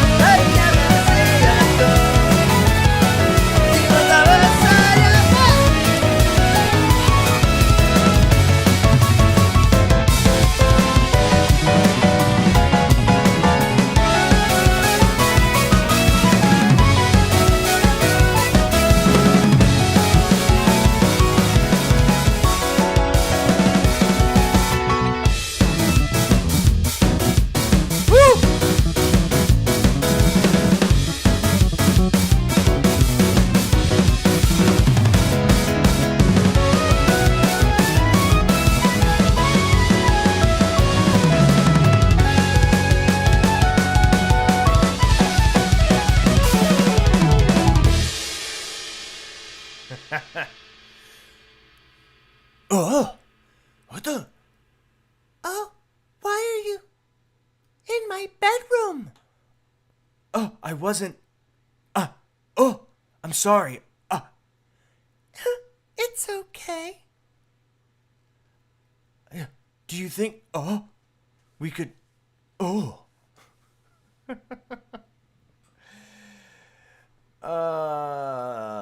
Celia. Should we listen to that again and just do more problematic fake Japanese lyrics?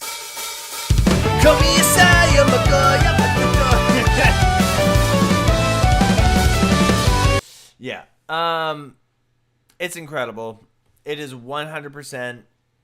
So it is a crossbreed, right? It's anime opening, but it's also Mario Party minigame, right? It's a little frenetic for Mario Party. Maybe Mario Kart, but it's not quite jazzy enough for, or like jazzy. It's definitely like all of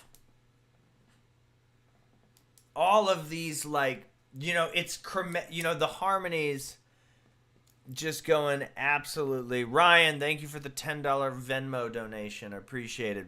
Ryan Bauman, everybody. That these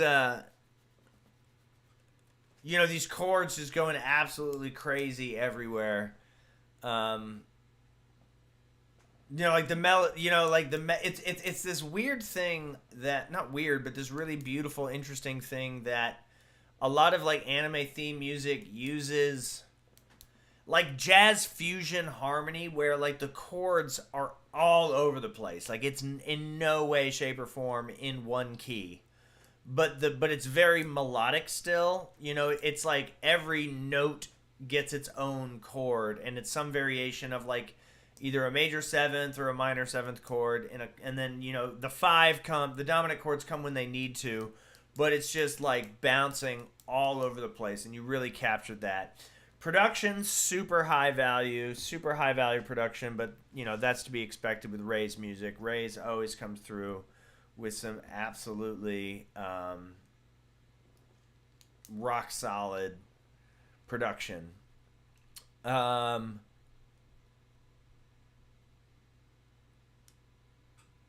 Yeah, the J-Rock vibes. I mean, it's strong. I sometimes I feel bad reviewing Ray's music because it's like I don't have anything to, like, did it have a lull? Let's hold on.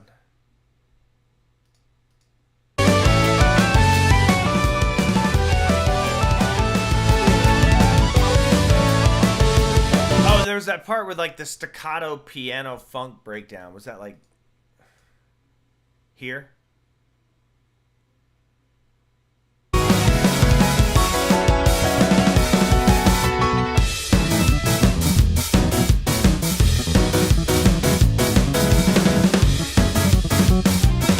And then the ridiculous tap bass stuff. Or not tap bass.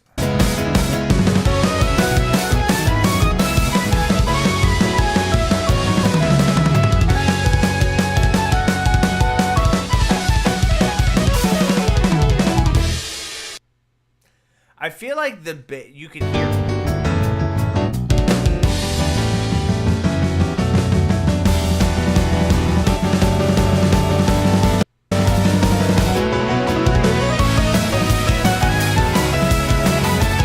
I feel like in terms of the mix, you could definitely the mix could definitely bring up some of the boominess in the bass a little bit low. A little bit more low end. It's a little thin. I'm getting a lot of crispy drums, a lot of crispy synth, a lot of crispy guitar. And then the bass is also really crispy, and it's like, maybe I need a little more thumpy in the bass. More thump, less crisp for the bass, please. That would be my only production note. Yeah, compositionally rock solid. I wonder, like, what is that? Was this like a compositional exercise for you, where you just like, I just feel like writing some, J-rock type style funkiness? Because if that's the case, you nailed it. And if that's not the case, what is the grand scope of this? You know what I'm saying?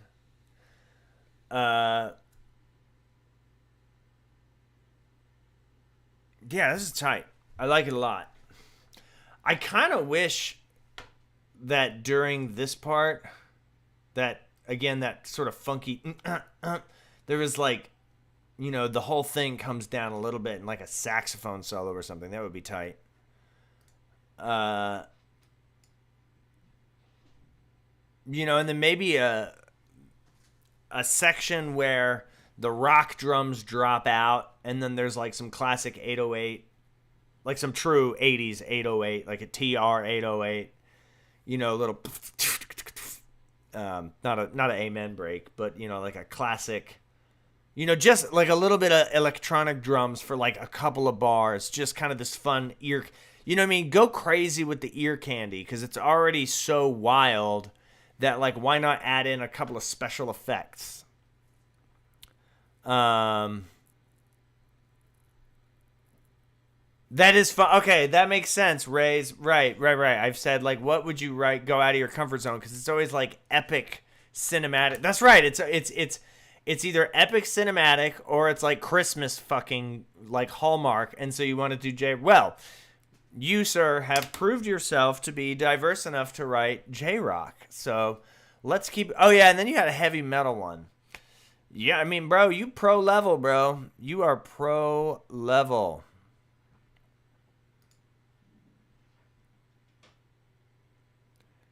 Yeah. Get Jackson to play some Saxon on... a sax solo on that, bro. If you extend that funk section and get some recorded saxophone, I will fucking listen to that shit so hard. 10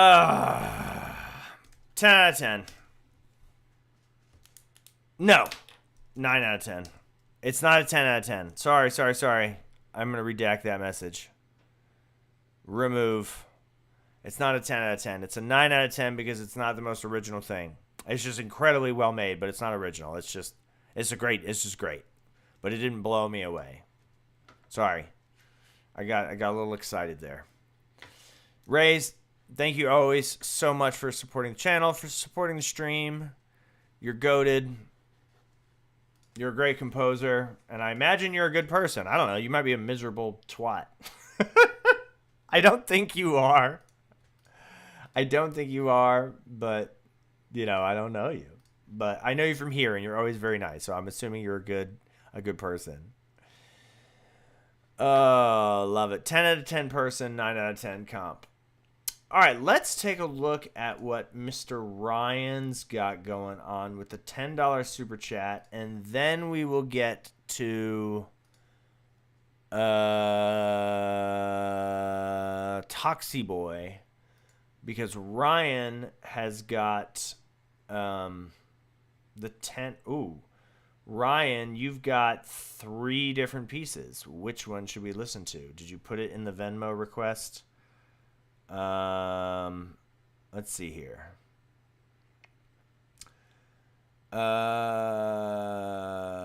Brass quintet. Should we listen to another brass quintet? That'd be kind of crazy. Let's listen to a couple of piano pieces. I don't feel like listening to another brass piece. Let's listen to a couple of piano joints. Ryan with the Pokemon Village? Is it just a... I'm confused. Is it the Pokemon Village theme?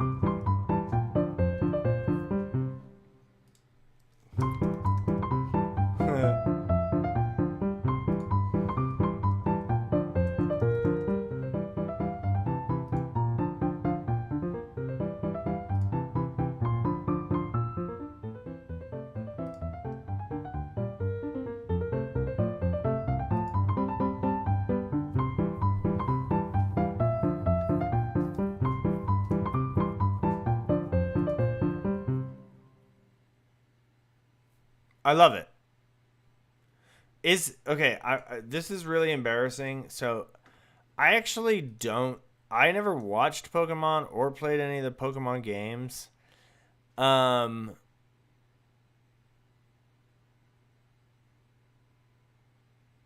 is is like is that actually is this a reimagination of a piece from Pokemon? Because if it is, I'm not gonna know that, and I don't want to sound like a jackass. Because I really like the theme, but this dum dum dum dum dum dum dum ba dum, like, is that from a Pokemon game that I haven't played? Because I haven't played any of them. Because if it is, I still like it. If it's not, I love it.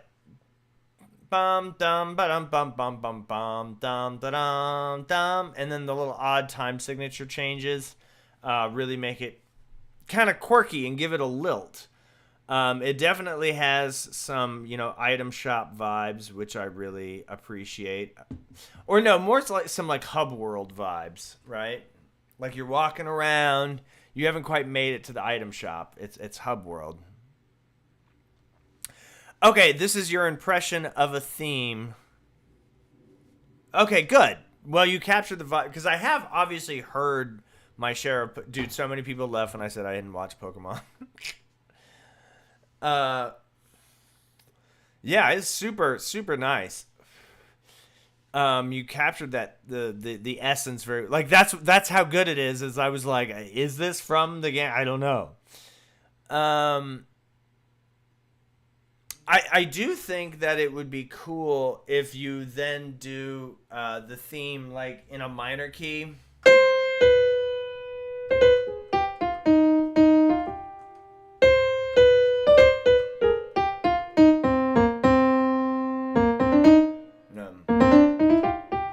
Or whatever, right?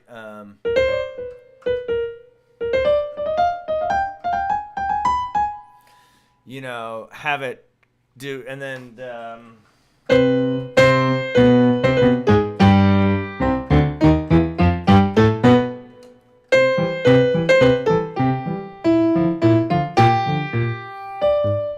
sorry. You know what I'm saying? Like, have it bob and weave a little bit, like develop it out a little bit more so that it, like when you get over to the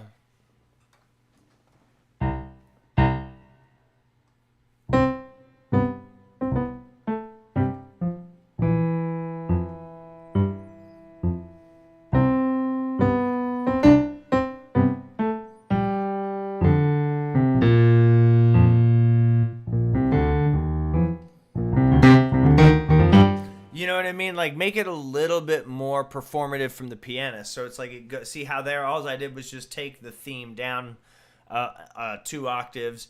And, so like make it more pianistic. Because right now it sounds very much like it belongs in game as opposed to like on a stage. So reformat it so that it's like, oh, a pianist is playing this. And there's like a section where it's, in the minor key or whatever. Or maybe it's in like a mode of some sorts. I'm not saying it has to be harmonic minor. And then there's like a slow section where it's like dum, bum, ba-dum, bum, bum, bum, bum, bum, bum, bum, bum,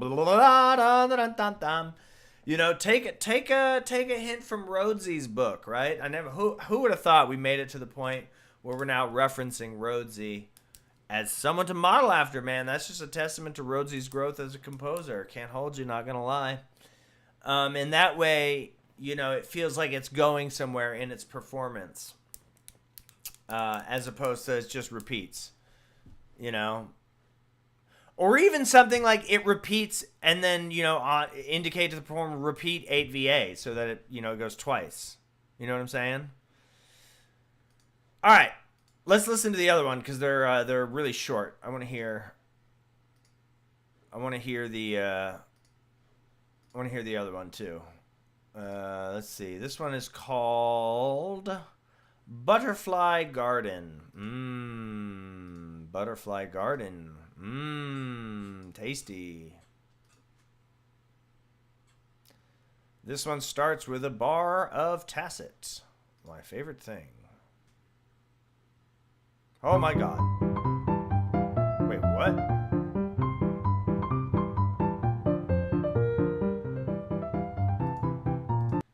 Alright, I definitely clicked on the wrong link. Ah, bro, you uploaded... I didn't click on the wrong link. Bro, you uploaded the same... Wait, what? Oh no, I'm an idiot. Wait, how many of these did you submit?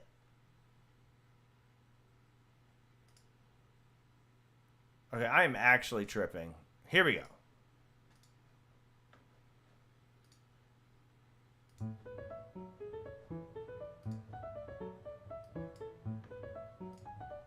Super quiet for no reason.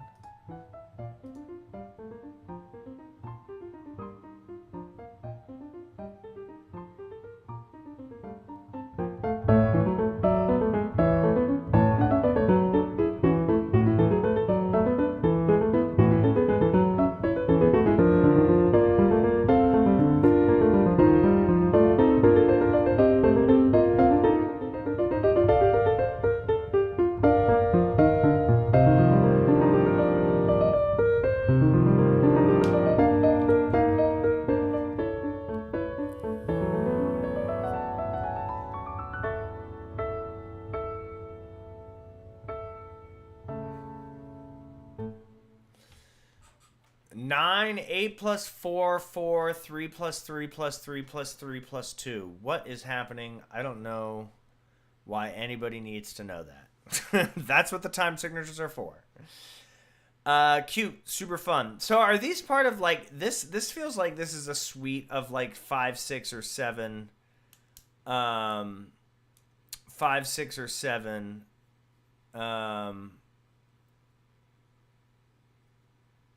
Different pieces. Maybe that's why they're so short. I like this. This has the same sort of feel as the other. It's light, it's playful, it's fun. Boom ba da dum dum ba da dum dum ba da dum dum ba da da do da da do da da ba da dum ba da dum.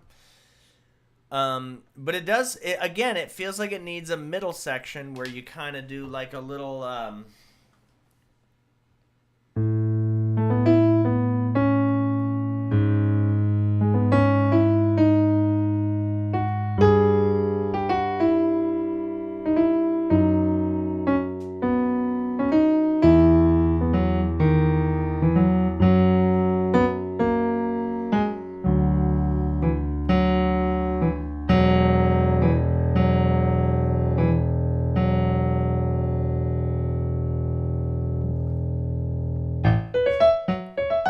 you know what I'm saying? Where and it just to add things, add a little bit of breathing room, unless they're supposed to be like 5, 6, 7 short little vignette pieces, in which case the slow sections are just different vignettes.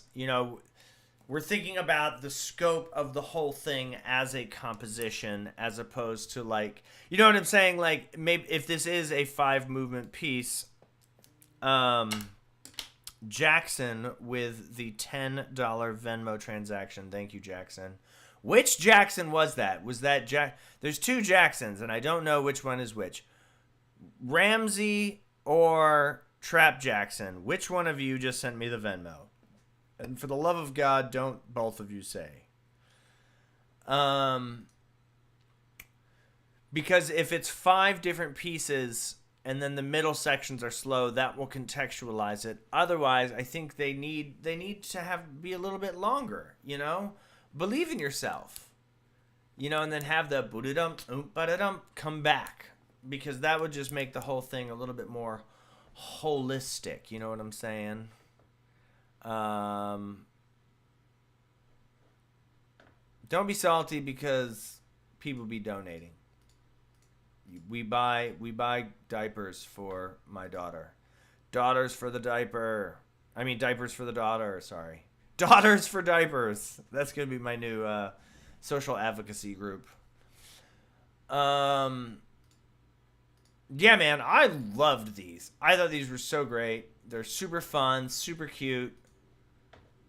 Great little pieces of piano literature. Ryan, Absolutely loved them. A lot of great music today. 9 out of 10. 9 out of freaking 10. Absolutely love these. Super. I love playful little piano pieces. I don't know if it's the silliness, the whimsy of me, or just my childish nature, or the fact that the idea of playing a simple little piano piece, I'm like, oh, cool. I don't have to invest months into practicing. So take your pick on what it is. Excellent, excellent, excellent, excellent, excellent work. I love it. Thank you so much for sharing your music and buying diapers. All right, let's keep going. Jackson Trapp with...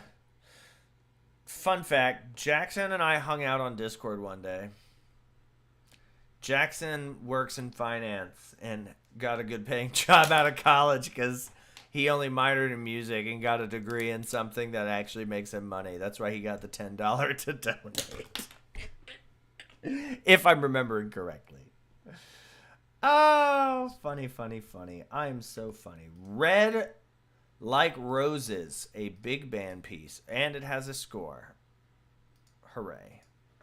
So time for some MIDI jazz band, my absolute favorite. I'm just kidding. For some reason, the big band, like the most egregiously insufferable MIDI renderings, like orchestral MIDI renderings are okay. I don't love them.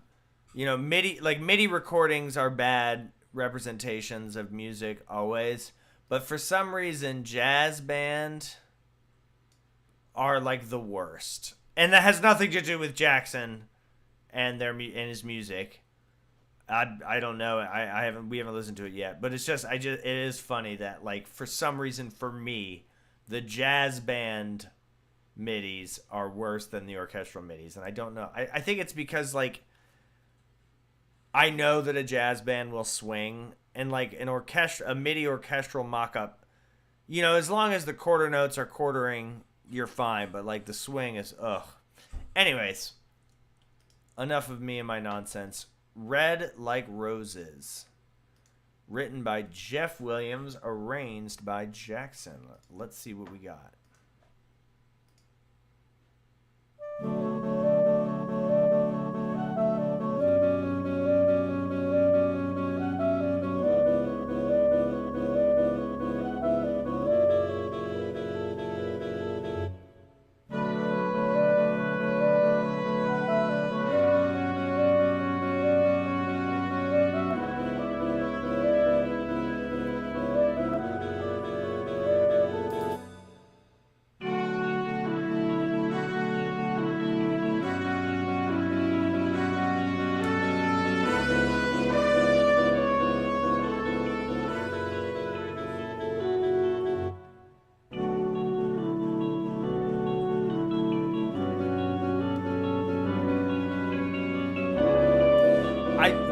I like know this tune, but I don't know why.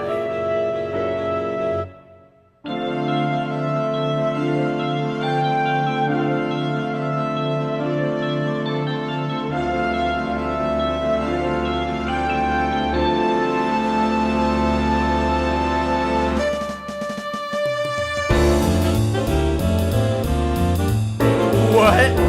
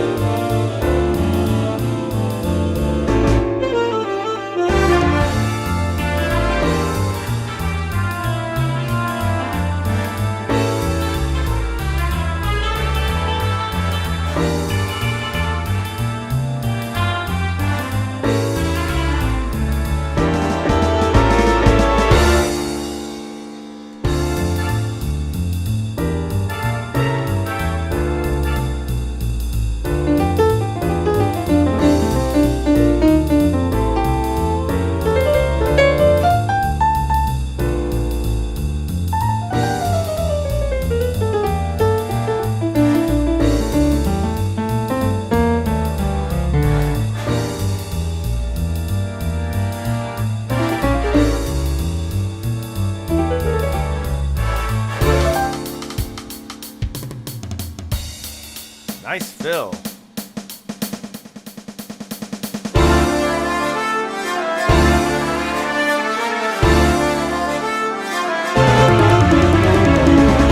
Yeah. Nice.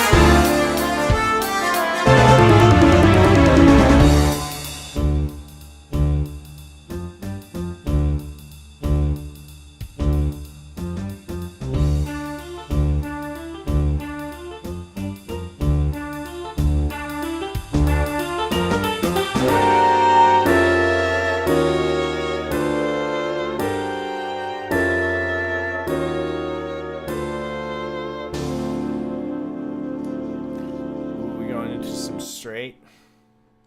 Why?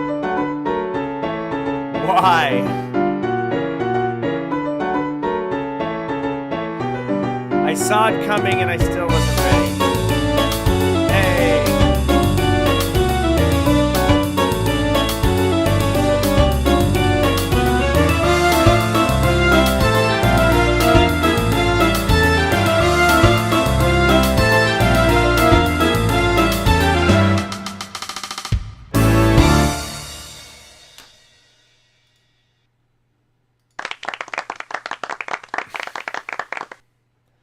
Very, very, very. Why is Siri listening to me? Very nice. I like it. I like it a lot.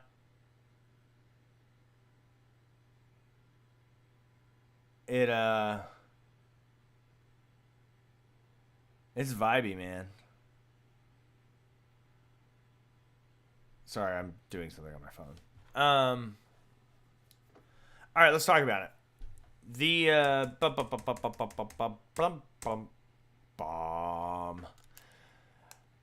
this so I do I know this song? Like, do I know? Oh, Jackson is not in finance. He's in government. Oh my God. I'm so sorry. Sorry, I wasn't trying to share your business. Oh yeah, you're in the government. Oh shit. Yeah. R.I.P. the United R.I.P. federal workers in this current administration. Can we just have a moment of silence for federal workers?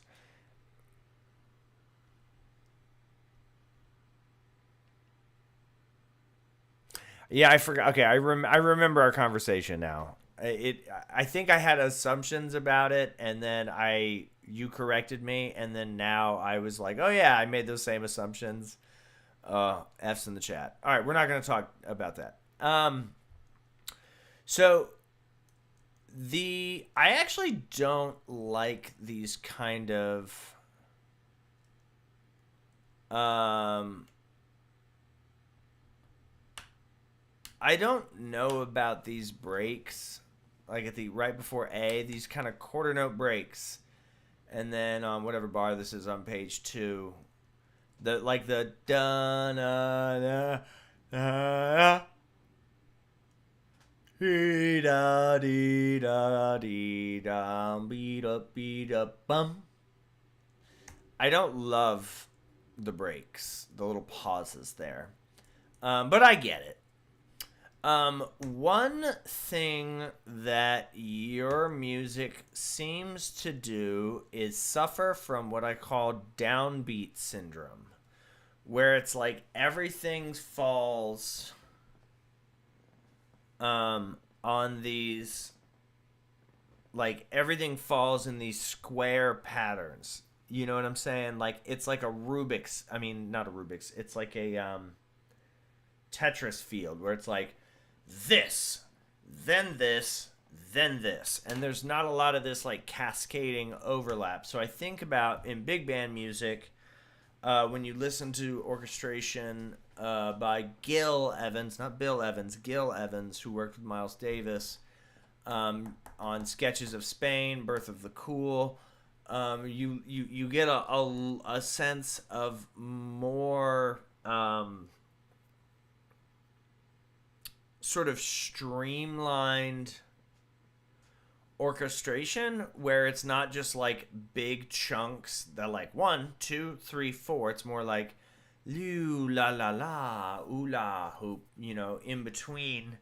as opposed to just like brick wall, brick by brick. And actually, brick is a great analogy because when you look at bricks, they're not arranged perfectly on top of each other side by side, right?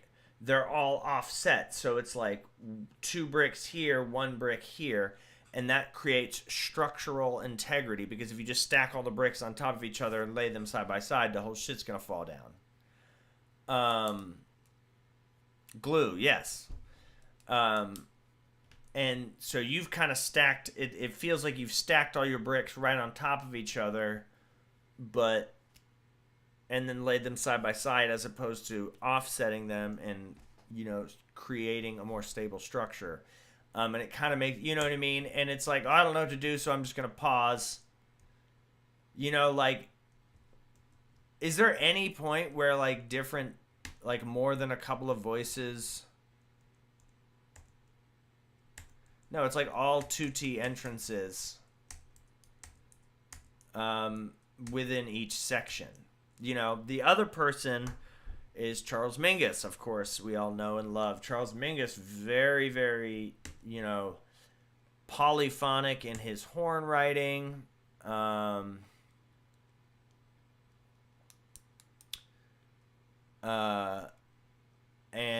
more that sort of, developing the texture within the comedy. Holy shit, my brain is fried.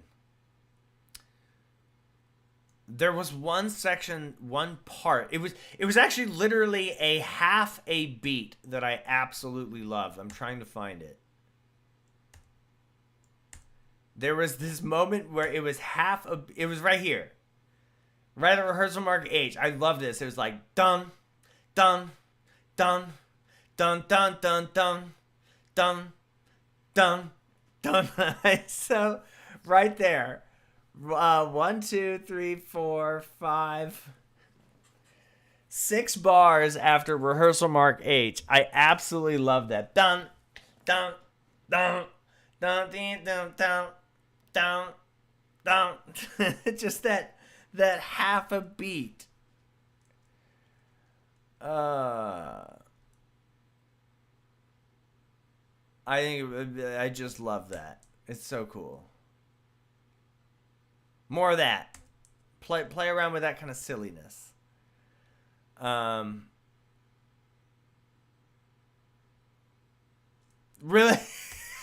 Is that true? You put in that one offbeat. You're kidding. The one offset. The thing that they said, the half a beat, that one note that I loved. It's something that I suggested. That's so funny. You put that in there because of me, and it was the one thing that I pointed out specifically. Because it's all broad stuff, and then the ones that's actually really funny. At least I'm consistent, man. Good lord, that is funny. Yeah, and then you did it here a little on F. Oh, where it's got the open solos. We like a good groove to solo. The diapers are being fed. That's funny. The intro is a little weak, but I think that's just I think I see the vision.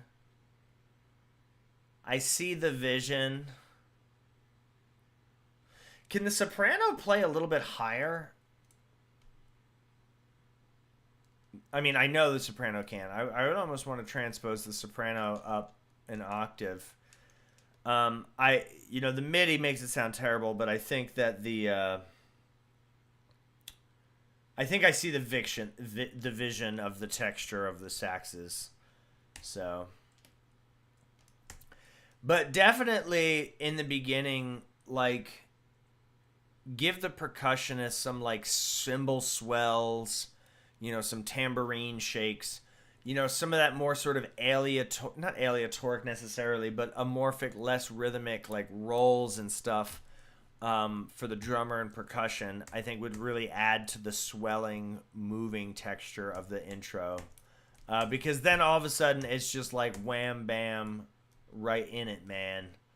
on rehearsal mark, right before rehearsal mark C.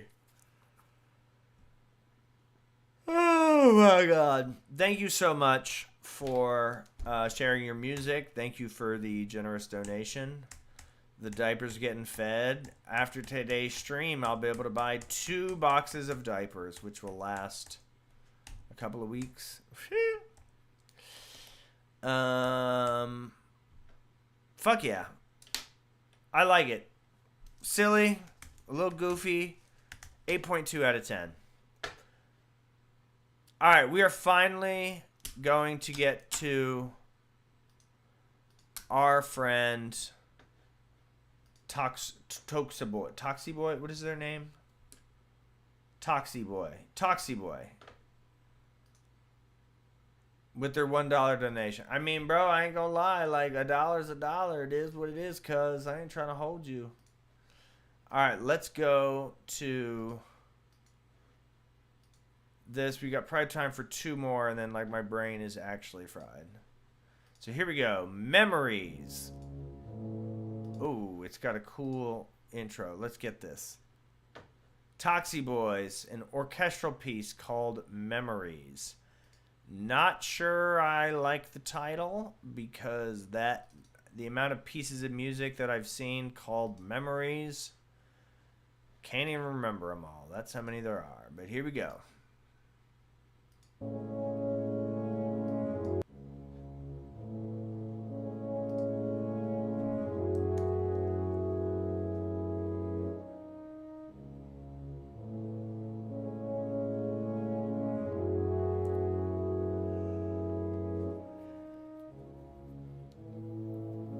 Really solid start.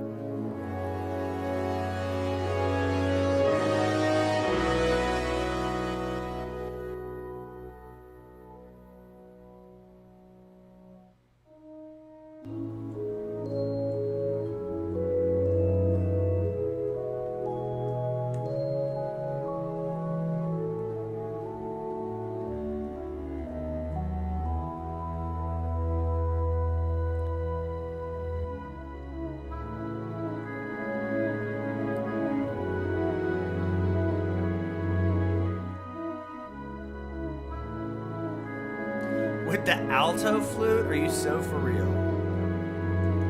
Alto flute W.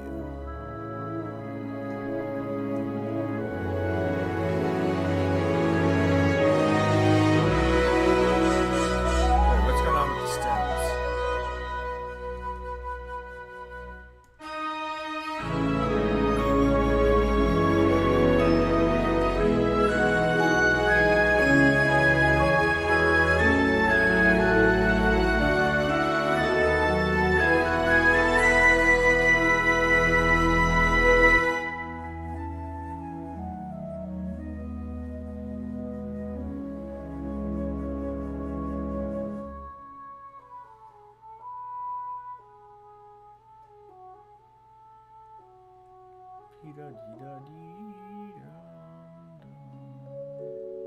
I definitely wouldn't have gone down to the F sharp there. I would have gone up in the bassoon.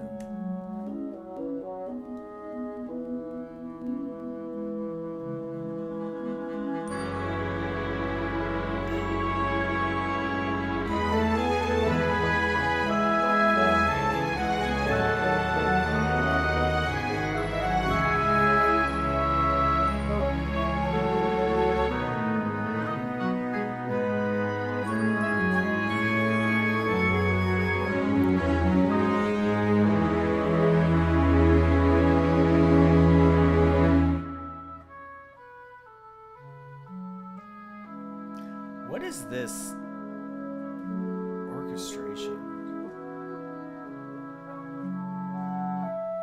I guess it's just the orchestra, right?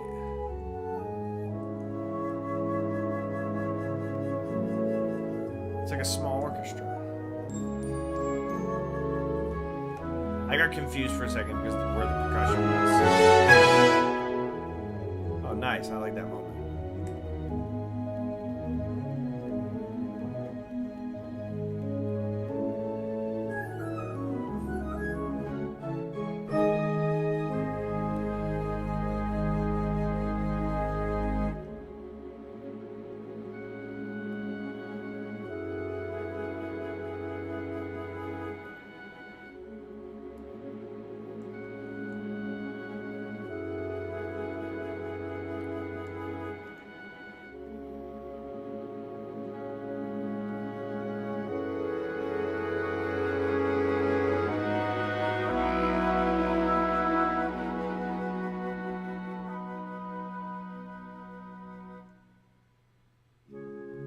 Oh.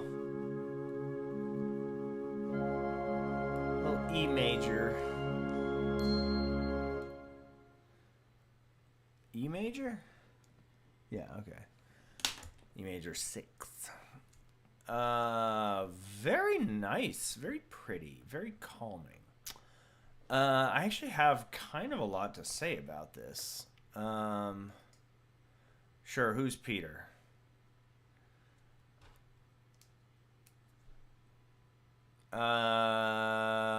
Golf claps for that piece.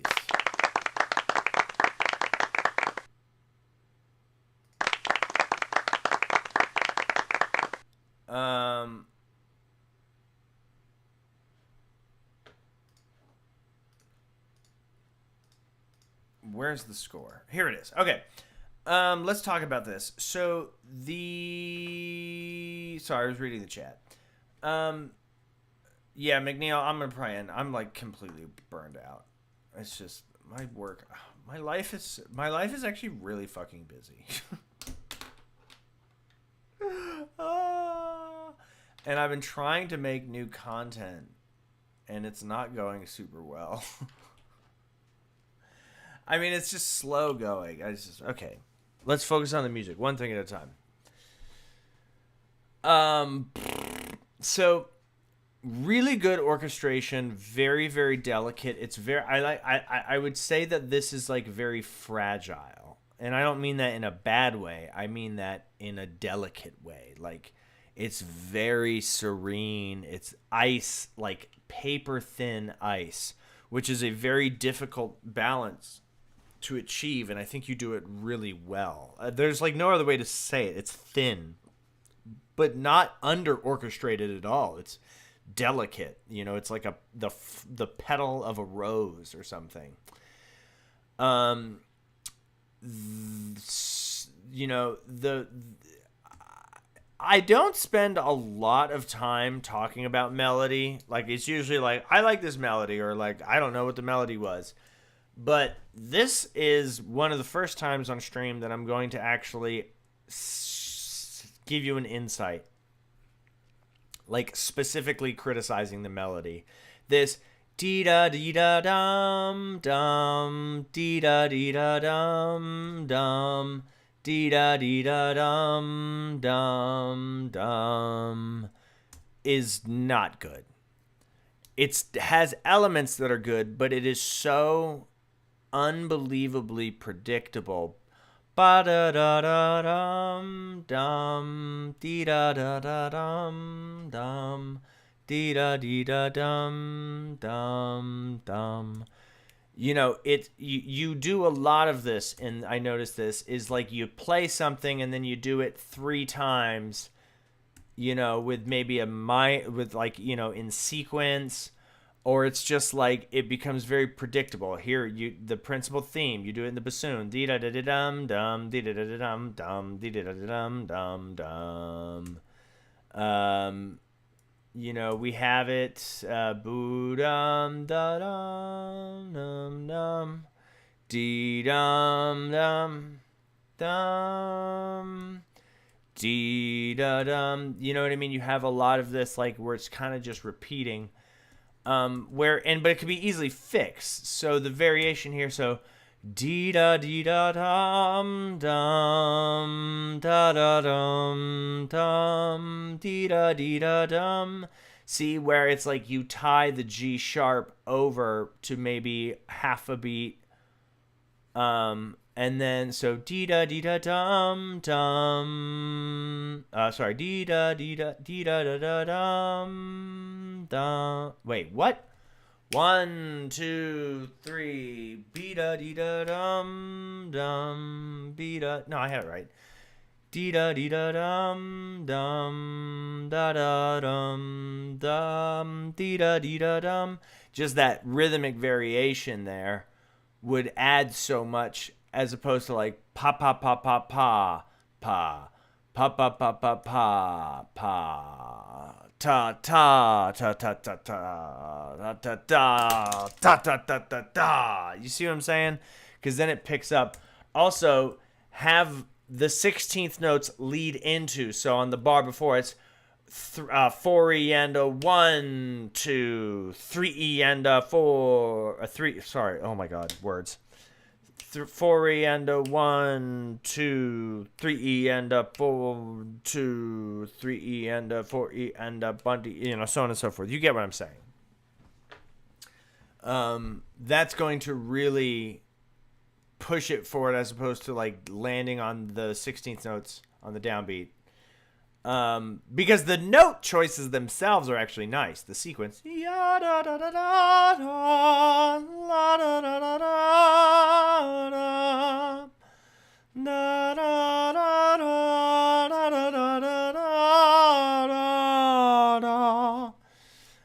And then they all go down at the same points, where sometimes I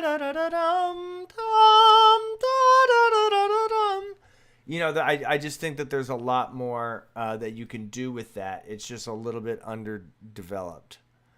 But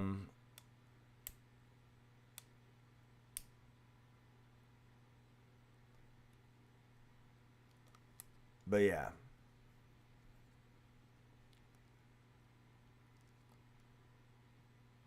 Yeah. That's my take.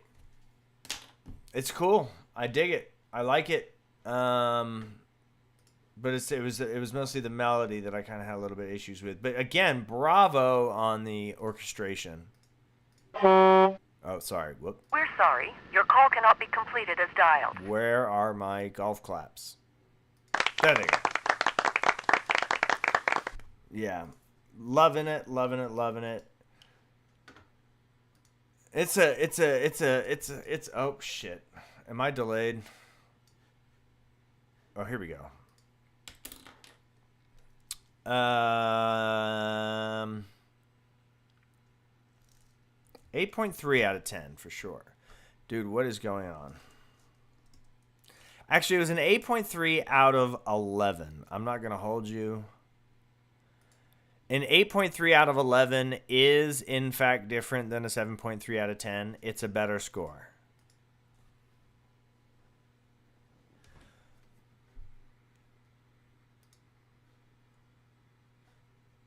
Bro.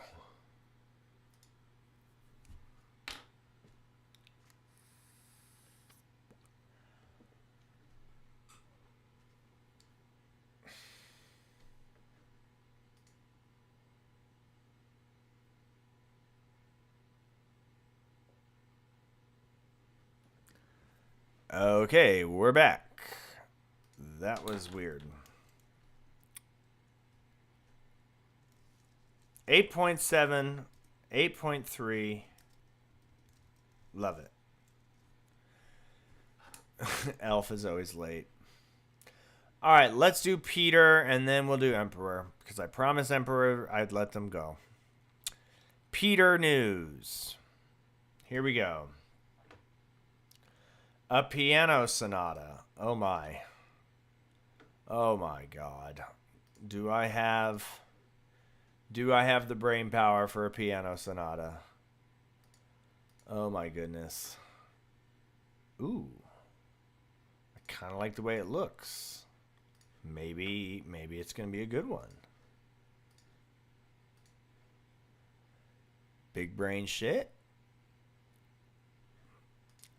Also, work has been really voluminous.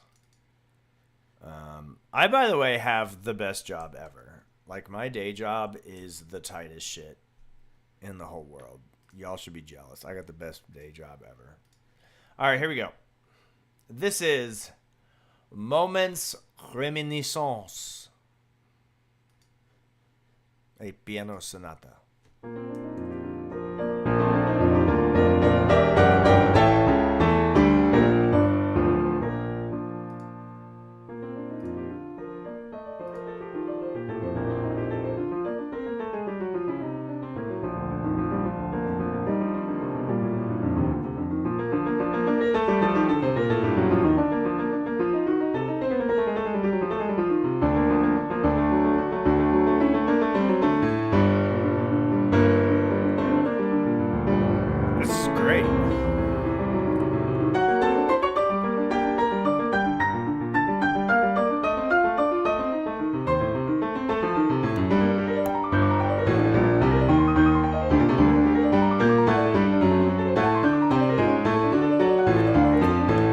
spicy notes in there.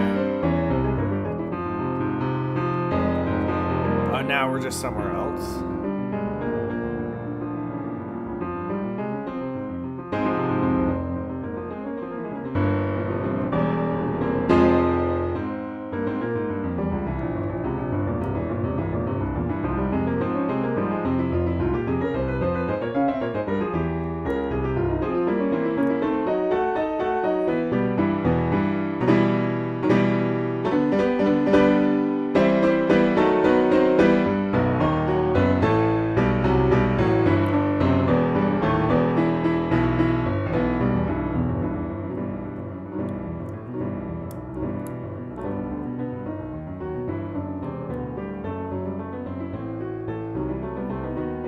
I can't believe that this is 10 more pages and it's already gone through like 5 different pieces.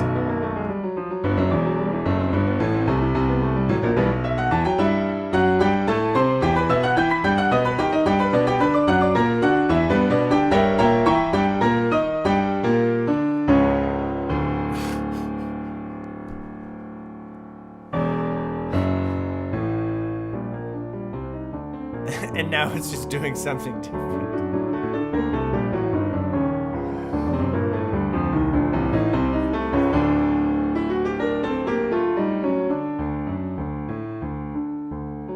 This is like the most dramatic piano piece ever written.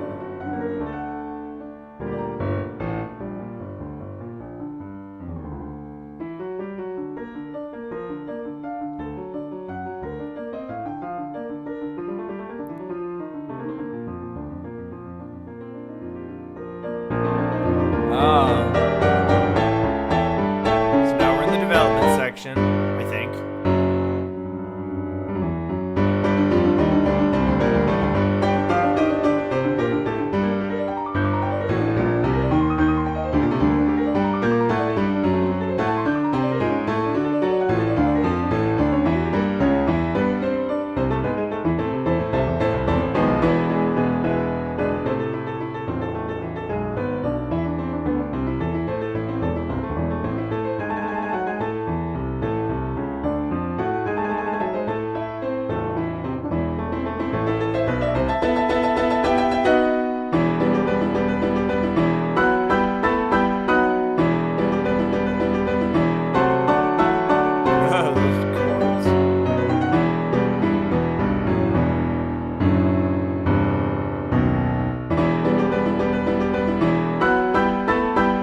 I like this part.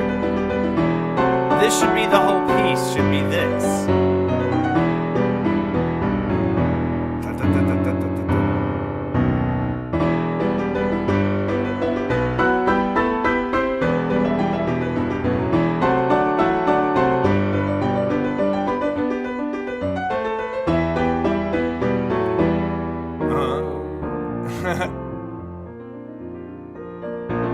And the recapitulation.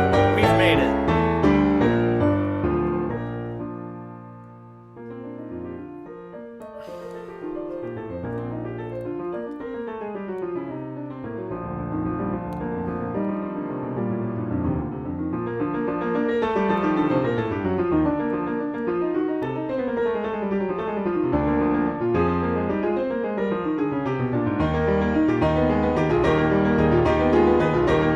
Oh, beautiful. A little Phrygian. Or minor 4, rather. I mean, 5th. Depends on how you tone size it.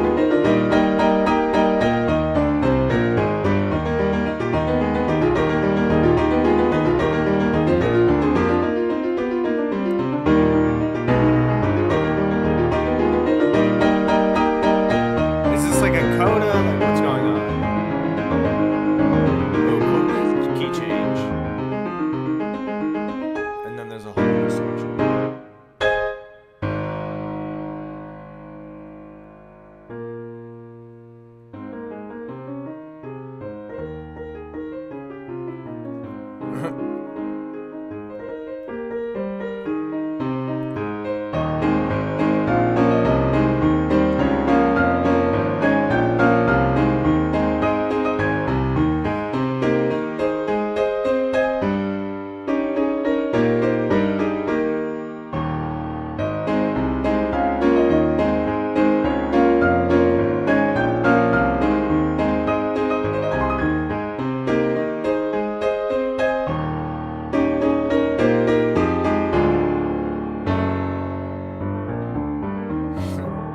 back to Spookyville.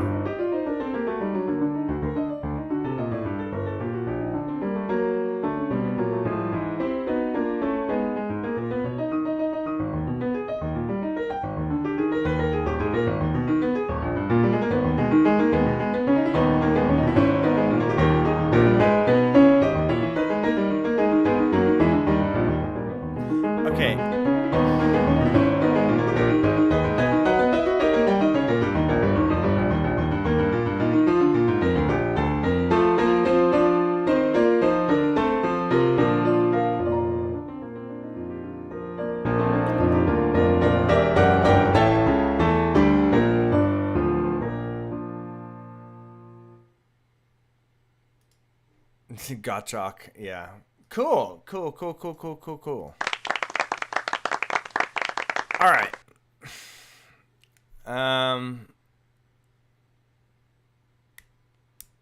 If this person says that they're only 14 one more time, I'm gonna no. All right.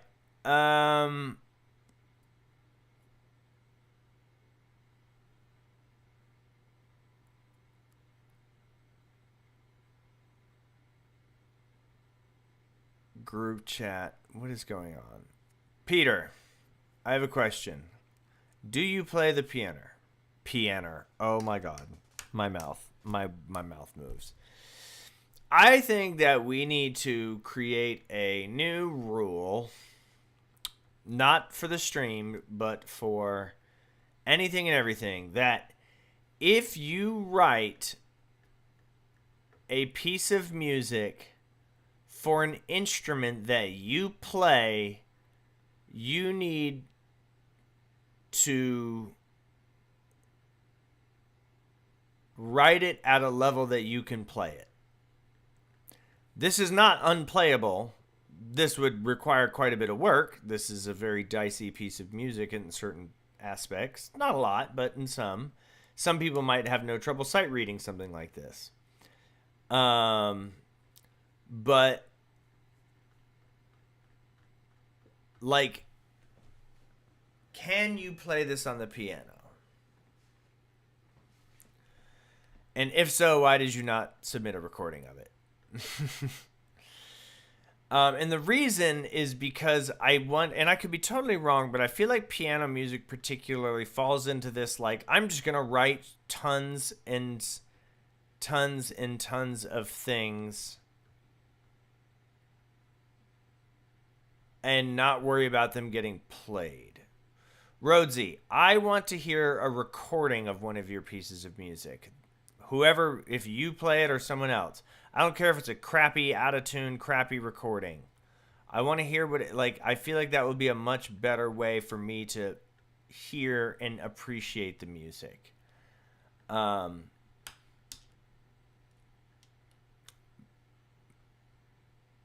yeah. So here's my thing with this. This is cool. It's a cool piece of music. It's got tons and tons and tons of really great stuff, and that's the problem. It's got way too many things. This has like 10 piano pieces in it. Not a single, yes, please. I would love to not have to listen to any more MIDI recordings of piano music.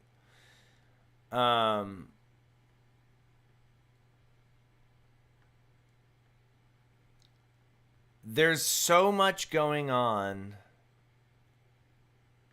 and it's like, where does it breathe? Why is it just section after section after section of all constantly moving around, and there's just textures after textures after, like, I feel like it's like a Jackson Pollock painting, and I like Jackson Pollock.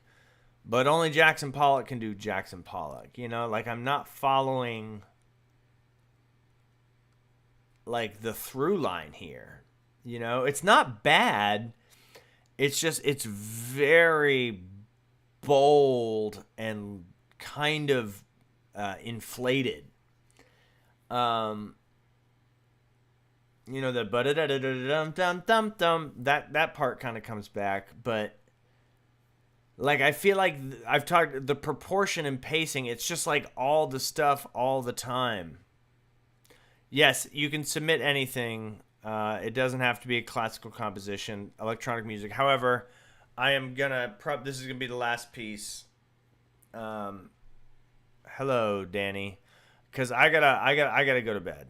I know we got a lot of people here. Things it feels like we're just getting started, but today is just a long, long, long weeks, long days. I'm trying to get better at, like you can tell I haven't even been talking right. My brain is just completely fried. So yeah, like, and maybe it is really and truly the fact that this MIDI stuff is just starting to wear at me a little bit, and the fact of like it's so long and so full of itself. But it's like if I heard a recording, I'm like, oh no, that shit's tight. But like, where's the through line? It's kind of like you just throw in a recapitulation every once in a while. But there's very little in terms of like identifiable things that are happening.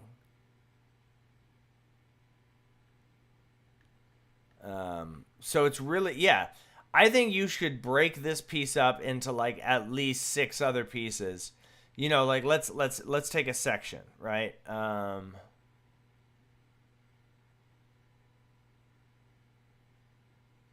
Where's like the first big cadence? You know, like already, 2 pages out of the 15 pages, and we've got like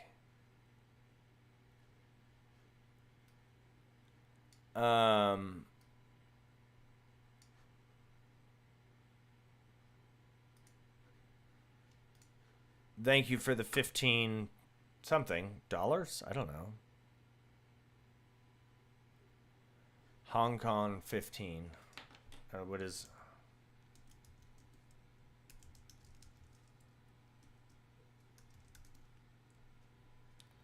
a Hong Kong dollar? Thank you for the donation. I appreciate it. What was I saying? Like we've got like this running, then we have big chords, and I get this is the intro, then we have this sort of moving left hand stuff, then we have this kind of alternating arpeggio thing, then we have scales, then we have, you know what I mean, like the textures are just all over the place. Then it's like melody in the left hand with arpeggios in the right hand, like how did we get here? And then that goes away, but then it comes back, and it's like, why is it at the beginning? And then we have just lots of, you know what I mean? It's none of this is bad. It's just a lot of it's just a lot, It's like chocolate cake with chocolate icing and chocolate sprinkles with chocolate syrup. Yeah. All right. I think that's just about going to wrap it up for me tonight, because I am completely and utterly exhausted. I don't know what your name is because you have those fancy symbols in your name. But whatever your name, however you pronounce it, thank you for the 15 Hong Kong dollars. Come back next stream and I will happily listen to your electronic composition. And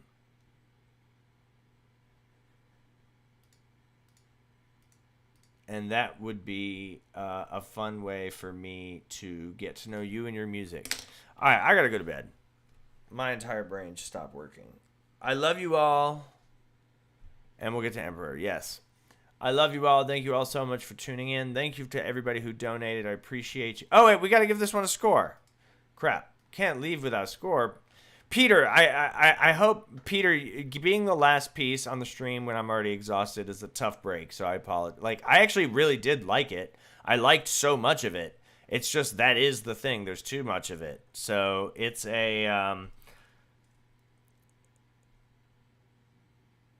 it's a 1 out of 10 plus a 3 out of 10 plus a 5 out of 1 plus a 7 out of 10 plus an 11 out of 2 plus a 0